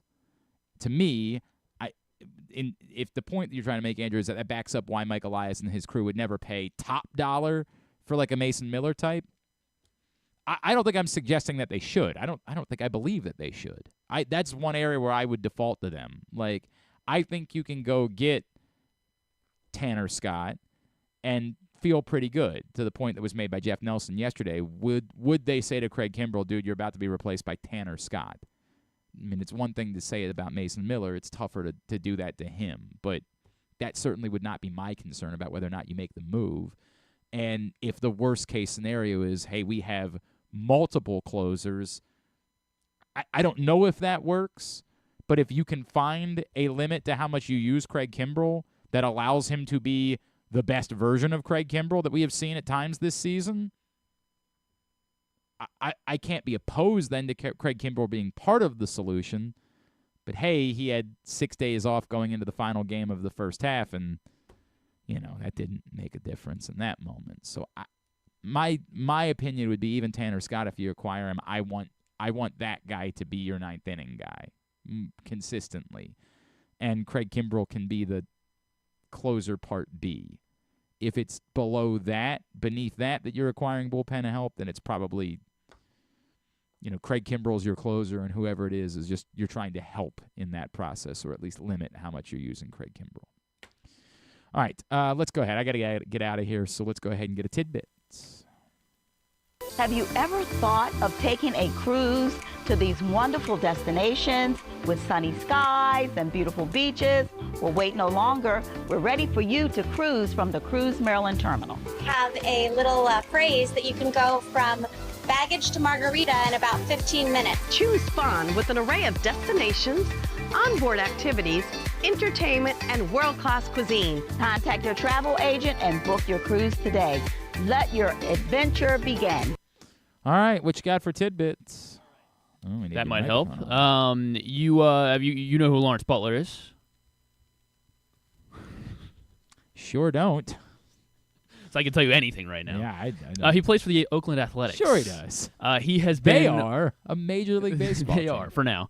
And he's been pretty. He's been on an insane tear over his last 11 games. Oh, 20 hits. I think I have seen tweets about. Yeah, Lawrence he's Butler. been ridiculous. Yeah, he's literally been ridiculous. 20 hits, 20 RBI, 4 doubles, 2 triples, 6 home runs in his last Pretty 11 good. games since 1920, when RBI became an official stat. There are only 5 other players that have reached all of those numbers in any other 11-game span. All 5 of them are Hall of Famers. So who else does Lawrence Butler join on this list? Man. All right, run through the numbers one more time. 20 hits. Yeah. 20 runs driven in, 4 doubles, 2 triples, 6 home runs. So he's got 12 extra base hits right there. And that's in any... In an 11-game span, yes. Any 11 games. All 5 are Hall of Famers. Great. So I'm just going to name a bunch of Hall of Famers. That's I can't... There's nothing in there that can narrow it down. Like, I would say it's probably not Tony Gwynn. No, it's not I think that's like the very... There's a very small number of people that I can rule out. There are no list. Hall of Fame pitchers on Thank you. Yeah. Thank you. That's also helpful. I'll say it's probably not Wade Boggs, too. No, it's not Wade Boggs. Babe Ruth. No Babe Ruth. What a bum. Yeah, for real. What a loser. Couldn't hit 20 hits, Right. 12 extra base hits. What are we even doing here? 11 games. Mickey Mantle. No Mickey Mantle. Joe DiMaggio. Joe DiMaggio. Hey! On the list. See? Joe DiMaggio. How about Jackie Robinson? No Jack. How about Mike Schmidt? No Mike Schmidt. How about Frank Robinson? No Frank. Brooks Robinson. No, Earl Robinson. No Robinsons. No Robinsons. Yeah, no Robinsons. How about Chipper Jones? No Chippers. How about... Or Joneses. How about Vlad Guerrero? No Vlads. How about Ken Griffey Jr.? No. K. Adrian Beltre. No. Jeff Bagwell. No, Frank Thomas. No, they're all much older. They're all much older. Are we getting old-timey baseball names? Mel Ott? Not Mel Ott. Duke Snyder? Nope. Rocky Calavito? No. Eddie Matthews? No. I feel like you're getting close. Tris Speaker? No. Honus Wagner? No. Ty Cobb? No. What the hell? A Tiger. A Tiger? Al Kaline? No. Mickey Cochran? What the hell is going on? A Philly, maybe? A Philadelphia Philly? Philadelphia Philly. I said Mike Schmidt. An old-timey Philly. Not as much of a fun old-timey name, but still, you know. Old-timey Philly. But then he probably wasn't a Philadelphia Philly. He was... Oh, sorry, I had it. He was a... No, he was. He was a Philadelphia Philly? After the 30s. In the 30s. His career was always weird because he started with the Phillies, went to Chicago, went back to the Phillies for like 4 or 5 years, went to the Pirates for a year, then finished 5 years with the Phillies. I don't know. That would be Chuck Klein. Oh, Chuck Klein. All right. I do know Chuck Klein. Yes. Damn it. All right. Who else did you say there was? Detroit Tiger from that same era. Tiger from the same era. Maybe a little bit after, actually. They overlapped. Hank Greenberg? Hank Greenberg. Okay. Well done. Well done. We have Okay. another Yankee on the list. Another Yankee that's on the list. Yes, another old Yankee. Another old Yankee. How about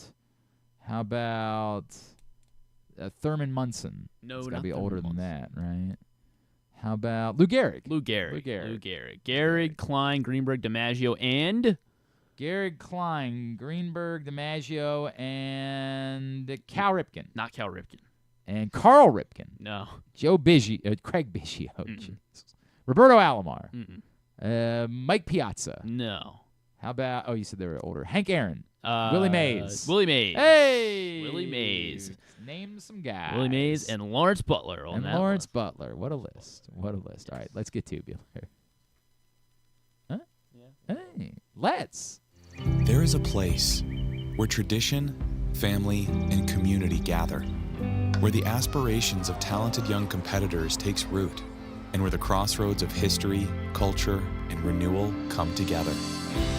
This spring, experience America's newest and most innovative ballpark, Meritus Park in Hagerstown, Maryland, home of the Atlantic League Flying Boxcars. Plan your getaway today.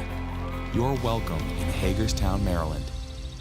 All right, here's what's coming up totally tubular-wise. Obviously, Orioles, Marlins. Chayce McDermott makes his MLB debut against Edward Cabrera, 6:40 on Masson. Olympics coverage for today just on USA and Peacock. Still to come, Fiji-USA men's rugby. I believe that's about 1 o'clock. And France, the U.S. men's soccer at 3. Remember, that's not the actual national soccer team. They do a U23 tournament with a couple of legitimate guys. It's weird at the Olympics, but that's coming up today at 3, and I'll watch it. Baseball, Masson 2, Padres National 6:45, ESPN Mets Yankees at 7:05. That's a market that's just really been underserved. It's good to see the them Subway getting Series getting some attention. Hey, at least as long as the Mets keep winning, that's true. MLB Network, Reds Braves now, Angels Mariners at 3:30, Giants Dodgers at 10, MLB TV Astros Athletics at 3:37, ESPN Plus Phillies Twins at 1:10. The MLS All-Star Game, you never miss that. And that's tonight at 8 on Apple TV between the MLS All-Stars and the Liga MX All-Stars. FS1 and FS2 for the basketball tournament tonight. By the way, we're looking for something sports-ish to watch in the hospital after the baseball game ended last night. We somehow ended up watching La Familia and Heard That. That was what we could come up with that was still sportsy on that was available on the the channel options at the hospital. And my son trying to make sense of what he was watching was actually quite joyful. He'd be like, wait, so it's the team from Marshall? I'm like, well, no, it's not. I'm getting frustrated just trying to explain it to him. And then he was trying to figure out the Elam ending. He's like, wait, so where's the clock? I'm like, well, there's no clock. He's like, I just saw a clock. I'm like, I know, but now there's no clock. It was like, who's on first? It was a whole thing last night with my 9-year-old and I. But that's tonight on FS1 and FS2. TBS for AW Dynamite tonight at 8. Non-sports. Ryan Reynolds and Hugh Jackman will be co-hosting Jimmy Kimmel tonight. Yes. So they're promoting, of course, Under the Bridge. That ended already. No, it's not Under the Bridge. They're Bridge. promoting the Democratic National Convention. Actually, that might be it. Actually, they're could promoting. Be I can't confirm if that's it, but that might start to get dangerously towards a territory that we're not going to be out of the hospital by this weekend. Unfortunately, no new episode of MasterChef tonight because it is a season 2 finale of Gordon Ramsay's Food Stars at the same time. Can't miss that. So they get the 2-hour finale. Vanderpump. No, not Vanderpump tonight. It's Million Dollar Listing. The food that show that's Gordon Ramsay and one of the Vanderpump. Lisa Vanderpump, or is that who it is? I mean, sorry, that's her restaurant. She does have a restaurant, I guess. So I guess that would make huge blind spot for your boy. Wayne Brady's got a Wayne show. Brady, is he gonna have to choke a bitch? No, I don't think so. He's doing it's called Wayne Brady the Family Remix. It's like a reality show about his family, but and it also dives into like how he deals with his own mental health and stuff. So it looks kind of good. But that's on Freeform. I don't know if the hospital gets that. I don't think so. On HBO, Charlie Hustle and the Matter of Pete Rose. They're doing a 4-part docuseries, I think. It starts tonight. I don't know how. And it looks they're gonna dive in. And it looks like they're saying he should be in the Hall of Fame. That's what I got from the trailer. That's what the trailer's gonna argue. I don't know. This is the eternal problem because in my heart of hearts, I feel the same way. But Pete Rose is a douchebag. Like it's still a very difficult thing for me. Anything that feels like it's glorifying Pete Rose, like should be a begrudging, hold your nose and just do it. I know Jim Henneman would probably argue against it. Like you could hear in Jim Henneman's voice that like the sanctity of the fraternity like is something that like you got to understand what it means to these guys, and they don't want those guys in their fraternity. Well, like, dude, sorry, like to me that's a too bad so sad type of thing. Like it has to be both. It has to be like you want to say, hey, you're not invited to come back next year. Okay, you guys can figure that out. But Pete Rose should be in the Hall of Fame. Obviously, you put David Ortiz in the Hall of Fame. You have no leg to stand on anymore about the steroid. None. 0 leg left to stand on about the steroid thing the moment they put David Ortiz in. It infuriates me. But Pete Rose is a douchebag who also apparently might have like done really bad things. So I don't know. That might be enough for me to like weigh out the. Do you know there is? Have you seen the story going on about? I think it's the Dutch volleyball player. No. Oh my God! Ooh. I can't. I don't have time because I gotta go. They are letting. This is straight shoot. The guy's name is Steven van de Velde. He is a Dutch beach volleyball player. It's not an allegation. He is a convicted child rapist. Well, when he was 19 years old, he raped a 12-year-old. He served jail time. He's now 29, and they just let him be an Olympian.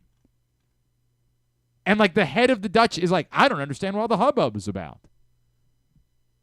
They know they're not even letting him stay in the Olympic Village. Like, because they know this is unbelievable that, like, no one has been able to step in and say, yeah, no, we're not doing this. Like, no. I don't know what made you think we would, but, like, what is the Olympics if there is no one with the power to step in and be like, They won't let anyone from Russia who's not been clear in their anti-war stance compete in the Olympics. And I'm not saying that I think that's wrong, but, like, they're not the people that the wrestlers from Russia they're not letting in aren't the ones that attacked Ukraine. They're letting a convicted child rapist participate in the Olympics. And spare me he was 19. She was 12. There's no ambiguity there. If there's a 19-year-old walking around today that isn't aware of whether or not he's allowed to have sex with a 12-year-old, he needs to be institutionalized. Unbelievable, man. Like, unbelievable story that has come out this week. I don't have the words for it. Sorry. It's bad. It's bad. Thank you, Griff. That's dynamite tapping. Dynamite. They don't call him the best color analyst in baseball for nothing. It's one of my favorite scenes ever in Scrubs. I was a Scrubs guy. Scrubs is a great show. We can mock whatever these days, but Scrubs is fun. And when JD unknowingly intercourses with Dr. Cox's estranged wife, and Dr. Cox walks in on the two of them talking, and he says, "What were you guys talking about?" And they were clearly talking about the intercourse that they had. And, like, they panic, and she says, "Apartheid." I think he said apartheid, and then she said, "It's bad." One of my favorite scenes. I love Scrubs. Scrubs is a good show. Good show. Anything else? I'm not going to watch Dutch volleyball. Yeah, thank you. Thank you for being bold and brave and making that declaration. Look at Griffin, big man over here. He's going to boycott the Dutch beach volleyball program. Look at you. Stand-up guy, Griffin Bass. And otherwise, you would have been watching every match. I would have. You would have been all in. You would have been. You got to burn all your Dutch volleyball gear now. Well, fortunately, I didn't go that far. I didn't get my Dutch volleyball gear. But yeah, I was prepared to. I had the times in my phone. And it's all up at GlennClarkRadio.com. You can check it out there. Griffin checked out after I shared this story. No. He was just like, "I'm done." So here's the thing. The game started at 12:20 today. I forgot to set my fantasy baseball lineups. That's what it is. I got it in though. It's 12:19. We're good. We're good. Griffin's done. It took me a minute there. He's got his priorities. Work. If I have time. If I have time. Fantasy football at all times. Fantasy baseball, sorry. Fantasy baseball. Yeah, thank you. Come on. Thanks today to Dan Graziano. Thanks to Eric. Thanks to Jon Meoli and Pete Michaud. We'll get all of it up in the greatest hits section of the... Oh, my God. It's so good. Griffin's done. He's done for the day. Sorry. You've been going through it a lot recently. It makes sense. You've had a tough... Sleeping on the day bed, the whole thing. Yeah, well, I mean, just difficult. It's been tough running this Maryland football program, and what? It's been tough running the Maryland football program. It keeps recruiting is not it's work. Oh, is that what's going on? Yeah. Most Maryland thing ever, obviously. Big win over Florida State. Yeah. Jump into the rankings. Go down to Miami and lay an egg. Yep. Had a chance to win. Actually, God. We should have. Who's your quarterback? Billy Edwards. He's playing pretty well. It's hard to thinking about switching to MJ Morris at all? No, Billy Edwards has been very good. Okay. I mean, he did throw an interception on the goal line. I'd say it's on the coach. Yeah. Okay.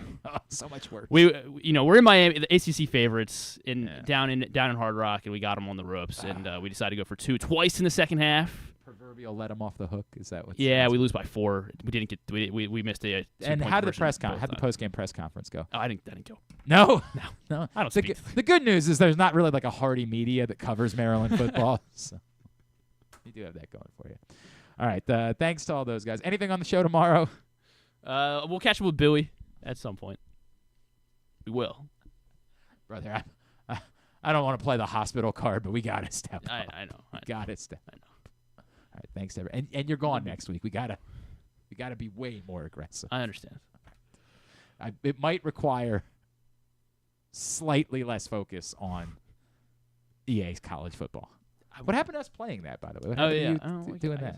It would kind of have to be tomorrow. It would kind of have to be tomorrow. I don't think tomorrow. Stan's going to be doing that on Friday. And you're gone next week. So it would kind of have to be tomorrow if we're going to do it. Figure this out. All right. You work on that. Yeah.